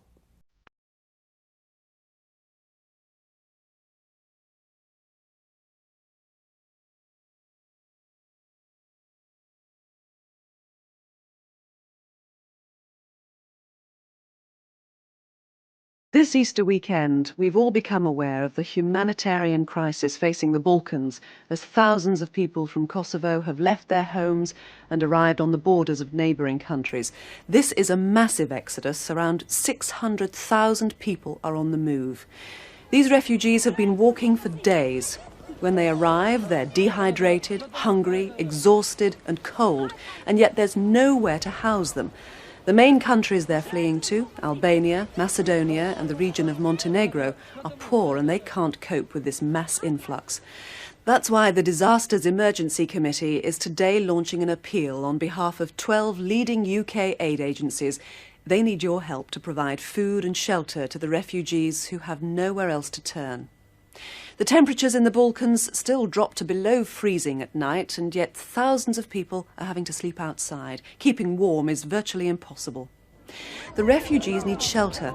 Food is scarce. Children and old people are the least able to cope. Some are already losing the fight for life through sickness and exposure. And the aid agencies fear that disease will take hold if clean water and proper sanitation isn't provided quickly. Most aid agencies were already working in the former Yugoslavian region, and they were quickly in action. But to meet the massive demand of this humanitarian crisis, they need your help. This article from the 28th of April states, police were last night still struggling to find anyone who wanted to harm Jill Dando.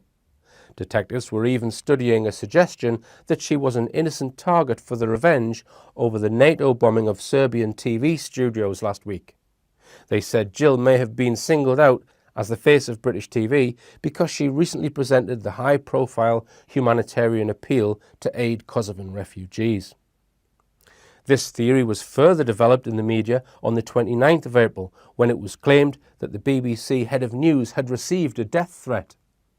The anonymous call, which named Tony Hall as a target, is being investigated by detectives hunting the killer of Jill Dando. One police source said the caller claimed to be a Serb, seeking revenge for NATO's bombing of TV studios in Belgrade last week. Strange how the death threat came shortly after the theory was espoused in the media, not before. In my opinion, this all looks like it was concocted by someone running the cover-up as a convenient diversion. Remember, there were media stories wrongly suggesting the London nail bombings were carried out by a Serbian group as well. Perhaps this probably bogus motive was fed to Toya Wilcox and perhaps also to Nick Ross.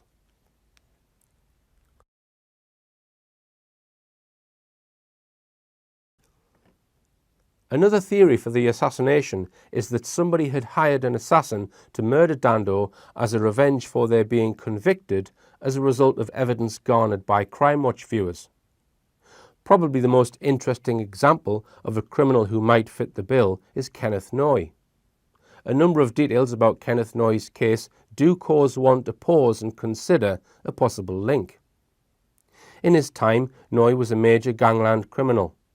He was sentenced to 14 years in 1986 for helping to launder proceeds of the Brinksmat robbery. He killed a police surveillance officer in the grounds of his own home, but his defence of self-defence was accepted.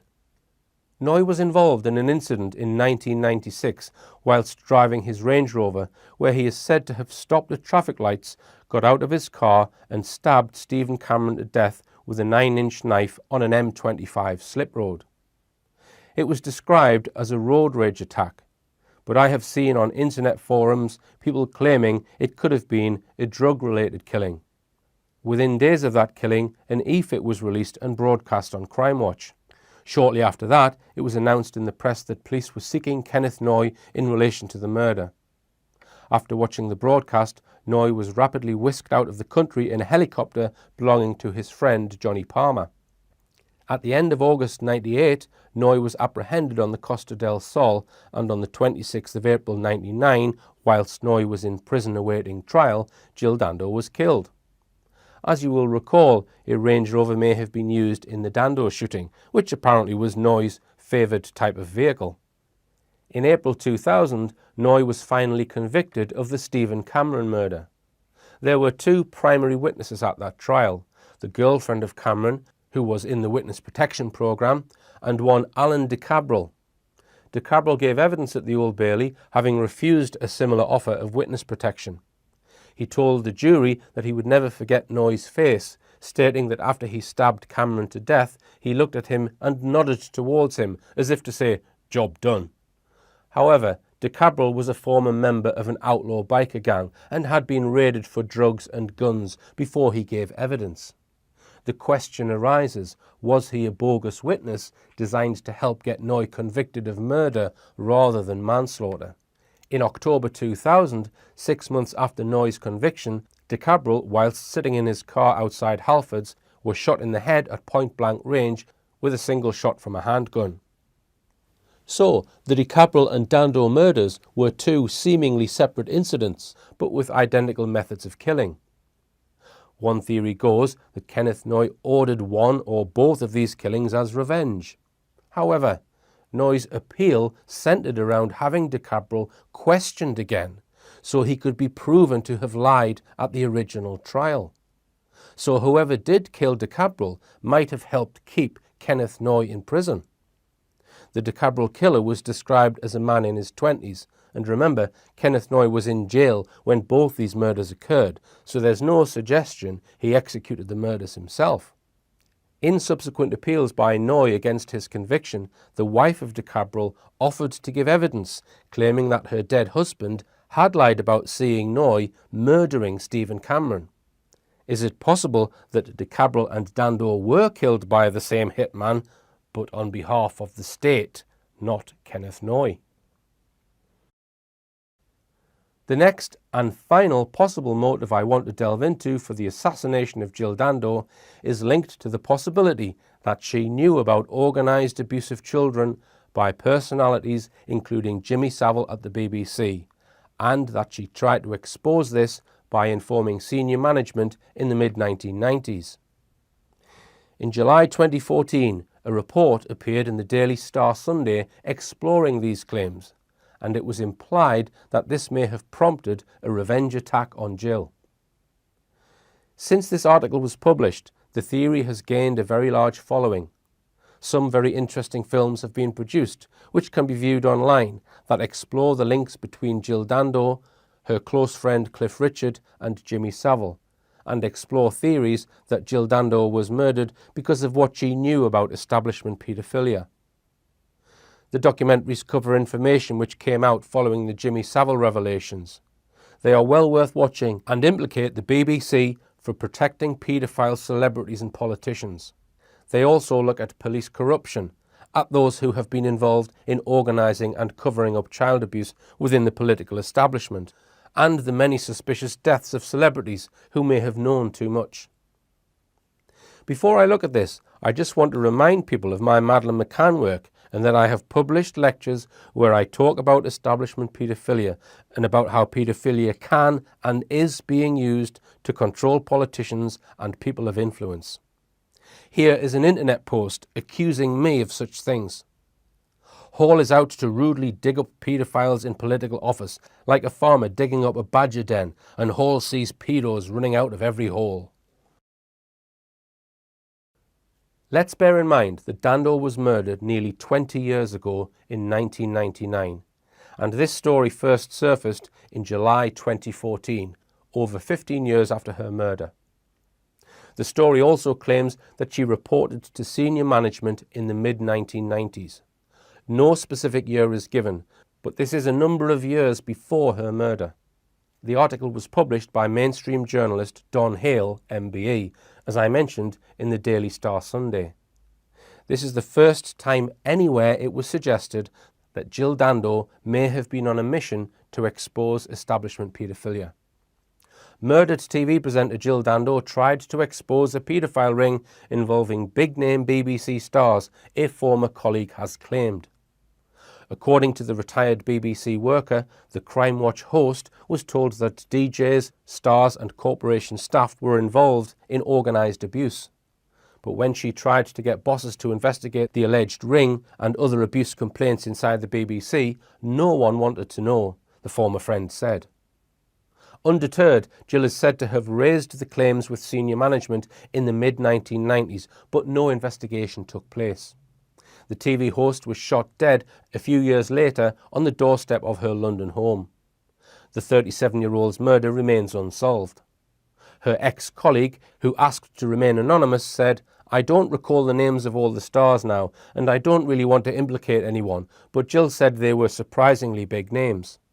I think she was quite shocked when told about images of children and that information on how to join this horrible paedophile ring was freely available."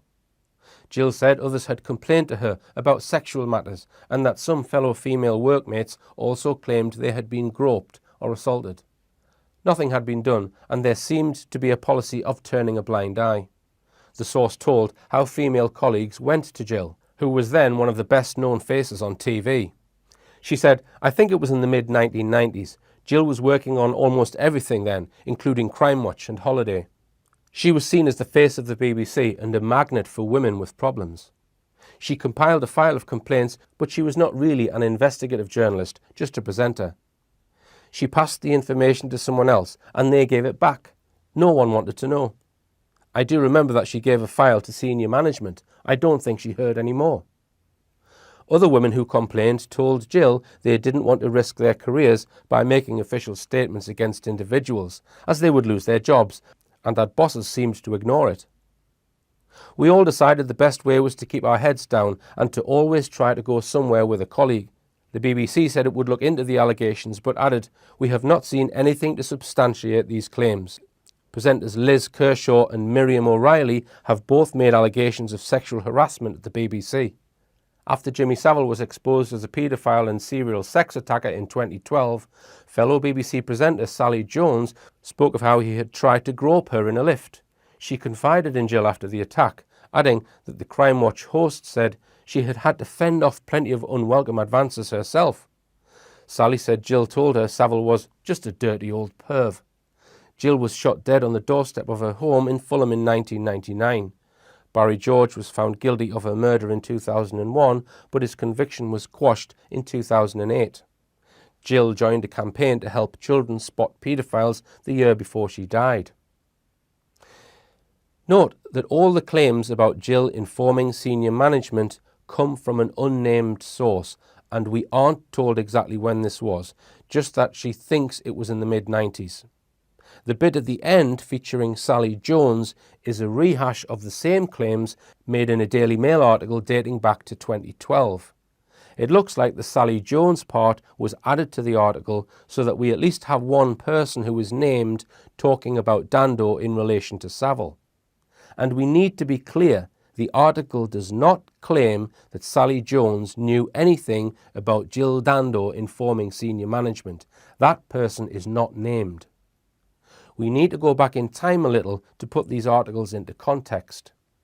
Jimmy Savile died in October 2011, and at that time, every mainstream publication praised him in their obituaries for his endless charity work.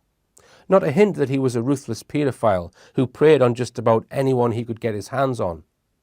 Not until a year later did the media, overnight it seemed, change their opinion and went into overdrive, suddenly being able to find dozens of victims ready to testify to his disgusting behaviour. It was as though a high-up decision was made in September 2012, which gave the media a green light to go after him. The first major exposé was aired on ITV in a programme called Exposure on the 3rd of October 2012. and the BBC had prevented an item on a Newsnight programme from being aired which investigated Savile almost a year earlier, just after his death. So why weren't mainstream media exposing him before 2012, or for that matter, before his death? So, at that time, when the dam burst in October 2012, Sally Jones was one of dozens of others who the media published statements from within a tidal wave of truth about the disgusting, lecherous vulture that was Jimmy Savile. BBC's Sally Jones, "Pervert Savile groped me in lift," and Jill Dando warned me of unwelcome advances at breakfast time offers. Sally Jones' close encounter with Jimmy Savile remains one of the worst EU moments of her life. Acrid taste of cigar smoke almost made me retch as I froze, cringing as he ran one hand up my waist and fumbled for my breast. So I ask the question, why was Don Hale's article published nearly 2 years later on the 21st of July 2014? Did the unnamed source only come forward in July 2014 after keeping quiet for almost 20 years? What prompted the source to come forward? There is no mention in the article from the source that they reported this information to the police after Dando was murdered. We know that the police were ostensibly fishing about for possible motives. So surely, if a colleague of Jill Dando knew about a motive for the murder, that colleague should have reported it to the police, either in confidence or anonymously, as soon as they heard about the murder. There is no mention of this in Don Hale's article. Was there something significant happening in July 2014 or just before then within the Jill Dando case that might have prompted this sudden confession? I discussed Barry George earlier, who was wrongly convicted of Jill's murder and spent 8 years in prison. George was acquitted in August 2008, but was not awarded any compensation. Understandably, George has been trying unsuccessfully to get compensation to this day. It was reported in this article in the Daily Telegraph on the 16th of March 2014, Barry George takes compensation claim to Europe. Barry George, the man wrongly accused of murdering TV presenter Jill Dando, is taking his £1 million compensation claim to the European Court of Human Rights. In April 2010, it emerged that the Ministry of Justice had denied Mr. George's claim of £1.4 million compensation. A High Court application for compensation was refused, with judges rejecting his claim that the Justice Secretary had unfairly and unlawfully decided he was not innocent enough. Then last year, judges at the Court of Appeal ruled Mr. George was not innocent enough to be eligible for a payoff, and the case was thrown out. Now, in a last-ditch attempt for former stuntman, originally from Walsall, West Midlands, he is taking his claim to the European Court of Human Rights. So to put it another way, a court which is outside of the UK and is therefore not subject to any interference by UK authorities or MI5 is going to be looking at the Jill Dando case. Think about that. Because in order to determine whether Barry George should get compensation, the court would surely have to look at the evidence within the case files. If this case was a cover-up, I don't think MI5 would be happy that the European Court of Human Rights is going to be re-examining their crooked investigation.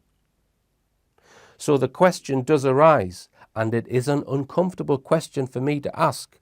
Was the Don Hale article put out into the media as a result of this legal development? Is the article a red herring designed to muddy the waters with another bogus motive?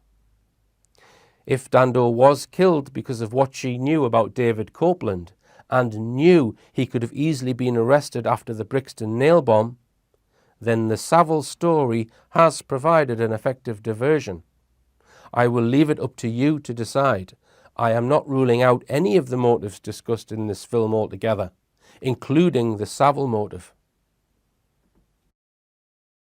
Right, I've just spoken to Peter Morpurgo, who was the studio director of the final show that Jill Dando recorded for Crime Watch UK. Elderly-ish chap, probably in his mid-70s. He's retired, but really nice guy. He answered all my questions, and he seemed very, very cooperative. Now let me go through some of the things that I discussed with him. It was just at his front door. I didn't try and get in his house or ask for him to go on camera or anything like that. So I told him that I was researching the Jill Dando case. Could I ask him a few questions? He said no problem. Now I asked him if he can remember her talking about anything in particular at the end of the show. And what he said was, generally speaking, they would prepare things before the show, and after the show there wouldn't be that much discussion. She would go off and do her holiday programmes, the production team would go off and work on other programmes. He said that he did Crime Watch for 16 years, and he would regularly have a chat with Jill in the bar after the programmes. But they might touch on some of the cases, but it would generally be about more sort of personal issues. He said, for example, that she was over the moon about becoming engaged, and she spoke about that, and he said that she couldn't understand what all the fuss was about, the fact that she just got engaged, but he said that she was extremely pleased about upcoming marriage. So I asked him specifically about the Brixton nail bomb, and I asked him if he could remember that was discussed on the programme. He had no recollection of it at all. And then when I asked him that, he said, well, I've been doing this for 16 years, there's multiple cases on every show. He says, there's no way I could remember that. So there's no recollection of Jill announcing that there was men on the roof with binoculars. Now, I did discuss the whole Savile theory with him, and he hadn't even heard of that theory, right? I said to him, well, there are a number of conspiracy theories about Jill's death. One of them is involving Jimmy Savile, and he kind of frowned and said, Jimmy Savile? And I said, yeah, well, it's alleged. So some people allege that she was going to blow the whistle on Savile and uncover is what we all know now, basically, and who he was linked to. On hearing that, he just shook his head and said, well, he thought that he might have heard something from her about it, because he did discuss personal issues after the show, and he also went on to say that she just wasn't that type of person. She wasn't the type of person to speak ill of anyone. She was very, very modest, he described her as. He just said that she was a really lovely person, and he couldn't imagine anyone like Jill Dando doing such a thing. It quite surprised him when I suggested it. He did mention I'm not sure if it's a Kosovan hitman, because they'd done some appeal for that. He mentioned that he knew about that, but he didn't know whether it was relevant or not. I asked him if the police spoke to him. He said that a couple of days after the murder, the police did come into the studio and spoke to them as a group, some of the production team, and they were just asking people whether they had any relevant information. They didn't sit down and interview the production team individually. They were asked as a group. Yeah, and just to reiterate, he said that she never ever mentioned Jimmy Savile in any of the conversations that he had with her, and he was on the show for many years with her, and he would regularly speak just informally in the bar after the programme. I asked him about the Crime Watch update that I haven't been able to get hold of, and he's given me the department at the BBC that would deal with that. He said it definitely was recorded. He said it would probably be on 1-inch tape, but it would only be about 7 minutes long. She didn't see herself as a star, he said. He said that she was a lovely person. Well, yeah, he also wanted to know how I got his address.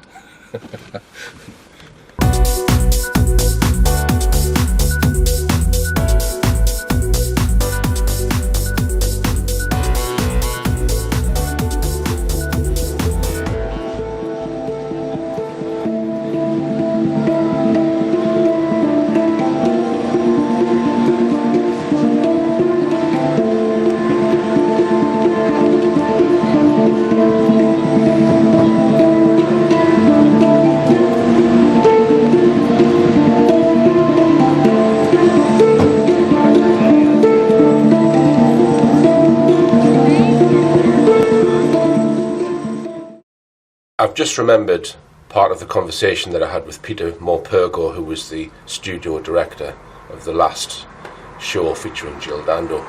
He was asking what my theory was. So I just said, well, I think security services might have been involved, and I don't think he even understood what I meant. He said, oh, well, I don't think Jill had any security.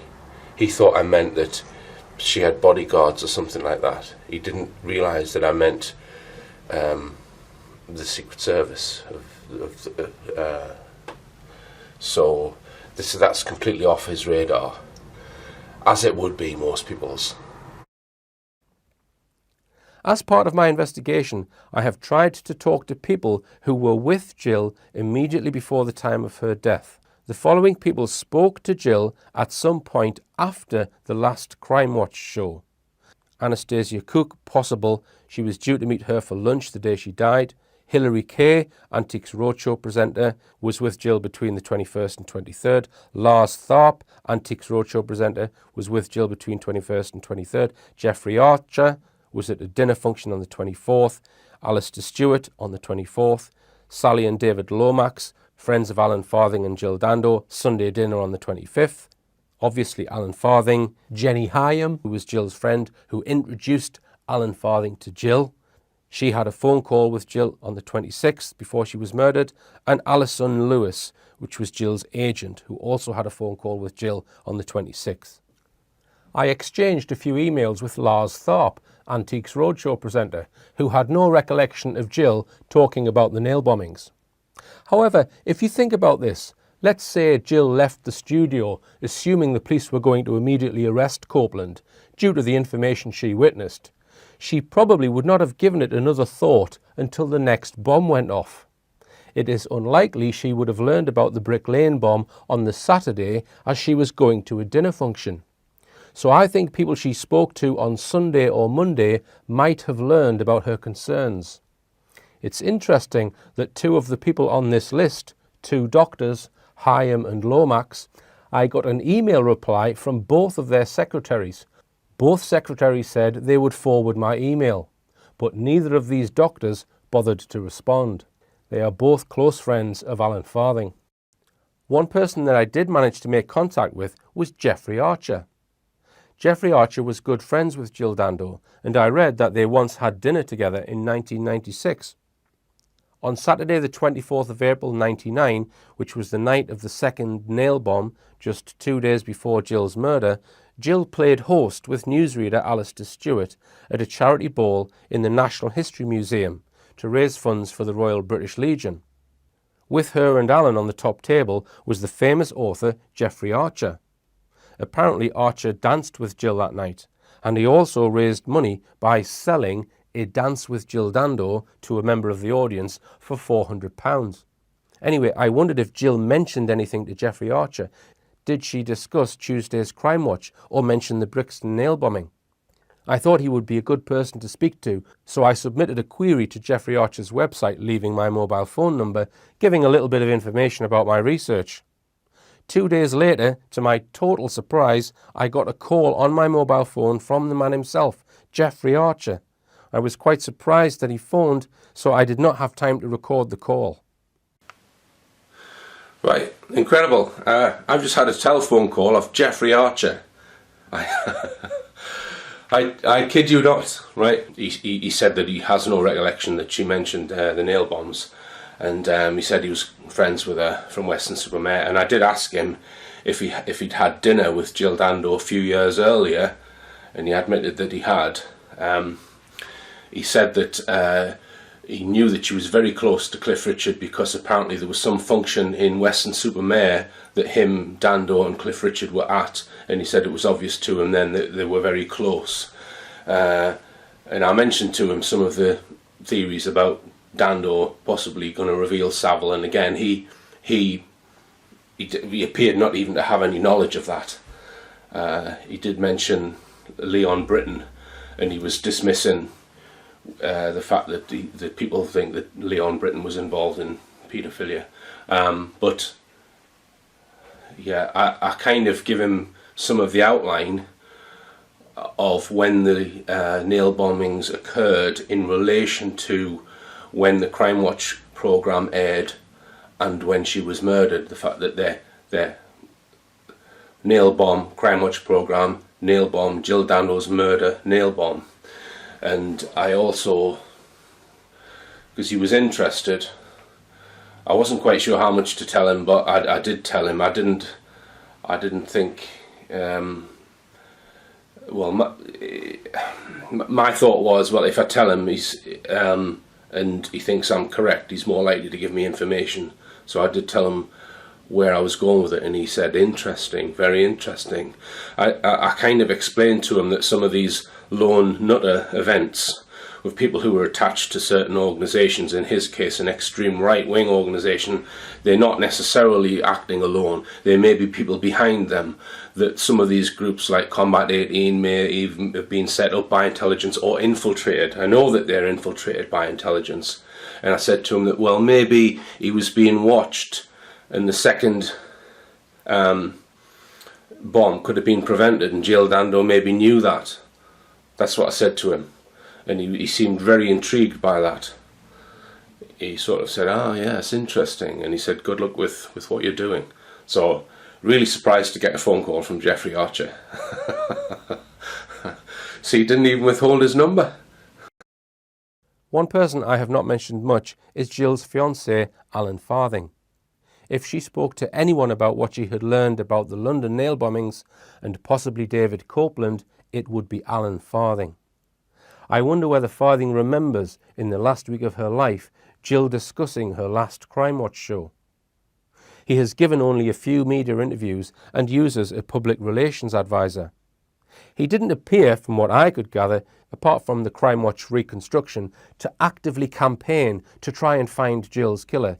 He chose to put his trust in the police, and he is somebody who knew of her movements on the morning she was killed. She spent the Sunday night before her death at his house. Some have asked questions about Farthing and whether he played a role in her death. I'll give you my opinion in a second, but I just want to show you one of the questions he was asked by Anna Ford in a TV interview at Kensington Police Station 2 days after the murder, which I find curious. She asked him, "Does it worry you that it may remain unsolved?" Just think about that question. This is 2 days after the murder, when surely everyone was confident that the case will be solved. It's a very negative question. Does it worry you that it may remain unsolved? Who was feeding Anna Ford her questions that day? Does whoever prepared that question have foreknowledge? Foreknowledge that the case was going to remain unsolved, which it absolutely has. Why would anyone be talking about the case remaining unsolved at such an early stage? Another thing I find interesting about Alan Farthing is his subsequent success as a gynecologist and surgeon. In September 2008, he was appointed gynecologist to the Queen. That's quite an achievement considering there are hundreds of gynecologists practicing in London. And he oversaw the deliveries of royal babies, Kate Middleton's first 2 children. Now, just before he was given employment by the Queen, in August is when Barry George was acquitted of Jill Dando's murder. Now imagine if somebody that you thought had killed your fiancé was cleared of the crime. You're going to want the case reopened, are you not? But the police did not reopen the case. So could these decisions be linked? My guess, and I don't state this as fact, is that Alan Farthing was rewarded for keeping relatively quiet about his fiancé's death, and importantly for not demanding that the investigation be reopened when George was acquitted. This would have been a very sensitive time for those running the cover-up, i.e. the time when the official scapegoat was released. Alan Farthing received a handwritten letter from Prime Minister Tony Blair, and Jill Dando's father received a letter from the Queen. Unusual? Could these letters be further evidence of state involvement? If Jill Dando did know that David Copeland was the London nail bomber before her death, there is another person who might know about this, and that is Chief Superintendent David Hatcher, who is standing next to Jill and clearly has visibility of her notes. I managed to find David Hatcher's address and went to ask him if he would speak to me about it. I've come to Maidstone to try and speak to David Hatcher, so let's see if he is as friendly in real life as he is on the TV show.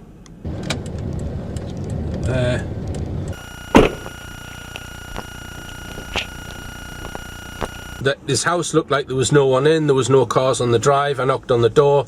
Sure enough, David Hatcher answers the door. A little bit older, obviously, than when he appears on the Crime Watch show, but it was definitely him. So here's how the conversation went. Hi, David, is it? Yes. Hi, David. My name's Richard Hall. I'm doing some research into the life of Jill Dando. I just wondered if you'd answer a few questions. Why are you doing that? I'm making a film which is exploring some of the theories. Right. Would you like to write to me and tell me what you are doing and why you are doing it? Because I don't undertake cold calls, which is what this is. Whereabouts are you from? I'm from Newcastle originally, but I live in South Wales now. My business is called Rich Planet. I then gave him my business card, which had my name, mobile number and email address on it. I'm making a film exploring the various, some of them conspiracy theories, some of them a bit more solid, let's say. He then looks at the business card. Don't tell me very much, does it? It's got my number on there and my email address. Yeah, no address, no home address, no business address, nothing. It's not terribly professional. I'll put my website address on there if you'd like. Well, I can get that from richplanet.net. It seems a bit odd to me that you came out of the blue. You rock up and hope I might suddenly be here. Who else are you seeing in this area? No one in this area. I've spoken to Jeffrey Archer, Toya Wilcox, and I've also spoken to Peter Morpurgo, who was the studio director. Yes, I know Peter. Why didn't you think to send an advanced warning that you were doing that? Well, it's just the way that I work. Not very professional from where I'm standing. I really don't want to get involved in this now, because I don't know what you're doing, and I don't know whether you've got any remit from the family members and they're happy with it. There's no remit from the family. Realising I was going to get nothing from him, I decided to change my tack. Would you like me to tell you why I think she was killed? Hatcher then says, I'll listen. I then showed him a still from Jill's final show, featuring himself and Jill standing together, and explained this was 6 days before she was killed, and that the Brixton nail bomber case was featured on this final show, and occurred 3 days before the show aired, and that a call from a member of the public claimed there were people on a nearby roof with binoculars. He could not remember this call nor the case. I also explained to him that my research had led me to believe the people on the roof were working for Special Branch and were watching the bomb being placed. I then showed him a CCTV still of Copeland at Brixton and asked if he recognised it. He claimed to have no recollection at all of the Brixton nail bomb case. I asked if he could remember seeing CCTV which was going to be aired but which was suppressed. And I asked him could he remember a phone call due to be aired from the bomber. Again, he claimed to have no recollection. He said he could not remember and that he did not have a very good memory. For this film, I have consulted with a few people who are very well read on what you might call the underworld and on the various UK crime families that run organised crime.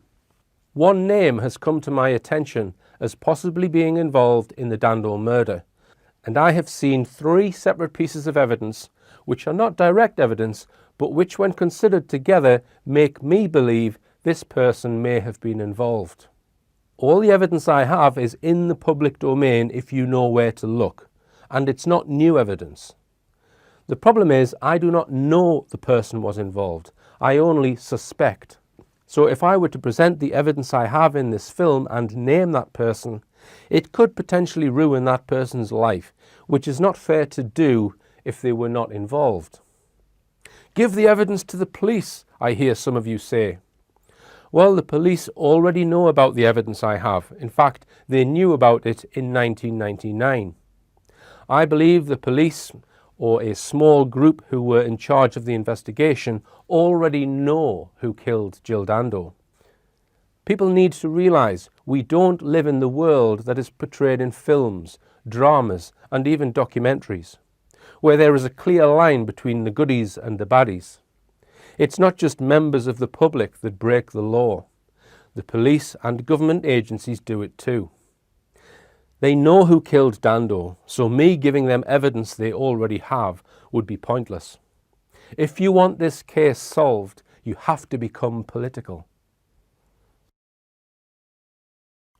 I'd like now to point out some other things that were happening at the time of the London nail bombings and the Jill Dando murder. On the 20th of April, which was the same day the Crime Watch show aired, in the United States, a very prominent mass shooting took place at Columbine High School in South Denver. In total, 15 people were killed, including the 2 young perpetrators. Between the 23rd and 25th of April, a NATO summit was being held in the United States in Washington, D.C. So what, you might say? If you do some research, you will discover that NATO has been involved in international terrorism, and some consider NATO a terrorist organisation. You can research Operation Gladio and also NATO's alleged involvement in supporting ISIS if you have the time. It's probably off most people's radar, but at this conference, were they comparing notes about false flag operations involving mind control techniques being run in Britain, Copeland, and the United States, Columbine, both which kicked off immediately before the NATO conference? Afternoon. I've obviously had a report on this. All I would say is that we will carry on the inquiries you would expect us to make in an incident of this kind. These things are outrageous that we will not tolerate, and we'll make every effort to find out who those responsible, and they will be prosecuted and brought to justice. There's no doubt about that at all.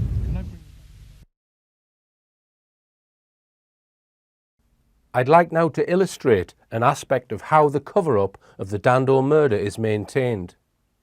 This is Mark Williams Thomas, who you might remember was a regular commentator on the Madeleine McCann case. Williams Thomas claims to have been given exclusive access to the Dando police files, and also claims to have a list from the police files of over 100 suspects' names.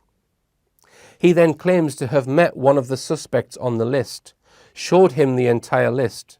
The suspect then identifies a name on the list of a person he said stands out to him. The man he identifies is not named, nor does Williams make any meaningful progress, because it appeared he isn't actually given the name. So a man who he doesn't name is shown a list we don't see and recognises a name he won't reveal. Thanks, Mark. On a This Morning show, he seemed to contradict this video piece by saying the man he met did give him the name of the man who stands out to him. But for me, here is the important part of this little piece, which in my opinion shows the real reason for putting it out. I wouldn't identify that person. Because? I couldn't, because it's very dangerous. You have lived in that world, but even now you're still fearful about how much you can say. Of course I am. Worried that if you said too much, someone might come after you? Sure that they would come after me. What Williams Thomas is doing here is subtly threatening anyone who has real information, intended to scare them, informing them that it would be very dangerous to come forward. In my opinion, Williams Thomas is being employed to divert attention away from the information you have seen in this film. In other words, I suspect he is an agent of the very organisation that I believe probably killed Jill Dando.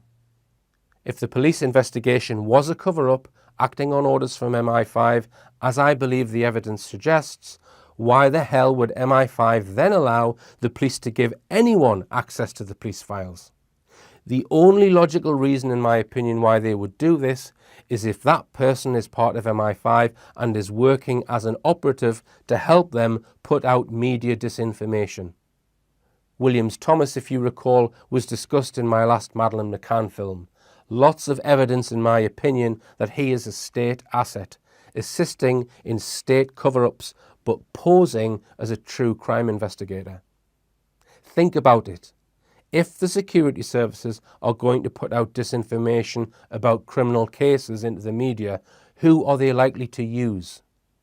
They will use fake crime experts, fake retired detectives, fake criminologists. Indeed, in my opinion, the mainstream media is littered with fake investigators, fake reporters and fake TV shows like Panorama and Dispatches, who might give you some juicy tidbits of information to satisfy your curiosity. But their main hidden motive is to steer you well away from any state involvement, and it is the state who are the ones steering these programs and reporters. It's interesting that Williams Thomas has been given a platform on ITV television for this, not the BBC. I wonder why that might be. My conclusion for the Dando assassination is that it is likely Jill was murdered on the orders of British intelligence. If so, the order was probably given on or around the 21st of April 1999, and she had to be killed as soon as possible. Also, that the hit was ordered via intermediaries, in such a way there would be no traceable link or paper trail back to MI5. So possibly an underworld hitman paid in cash, or an armed state group like the Special Reconnaissance Regiment, who I believe killed John Charles de Menezes. If this conclusion is correct, it means the police will never be able to solve the case. So what's the moral of the story? The first moral is we need, as a nation, to remove the security services completely. They are not protecting the public as they are supposed to. They have committed so many criminal acts that a vast amount of their time and effort is spent using your money simply to cover up their own mistakes. The second moral of the story is that we, everyone, you and me, should not wash our hands of responsibility, no matter how difficult that may seem. If you are asked to do something you believe is wrong, or see something that you believe is wrong, you must not take the easy option and keep your head down. You must shoulder responsibility. If individuals are not going to take responsibility, then who the hell is? Too many people go with the flow. Too many people walk the easy path. Too many people are afraid to take a stand. That is why cases like this are able to be covered up, because good men do nothing.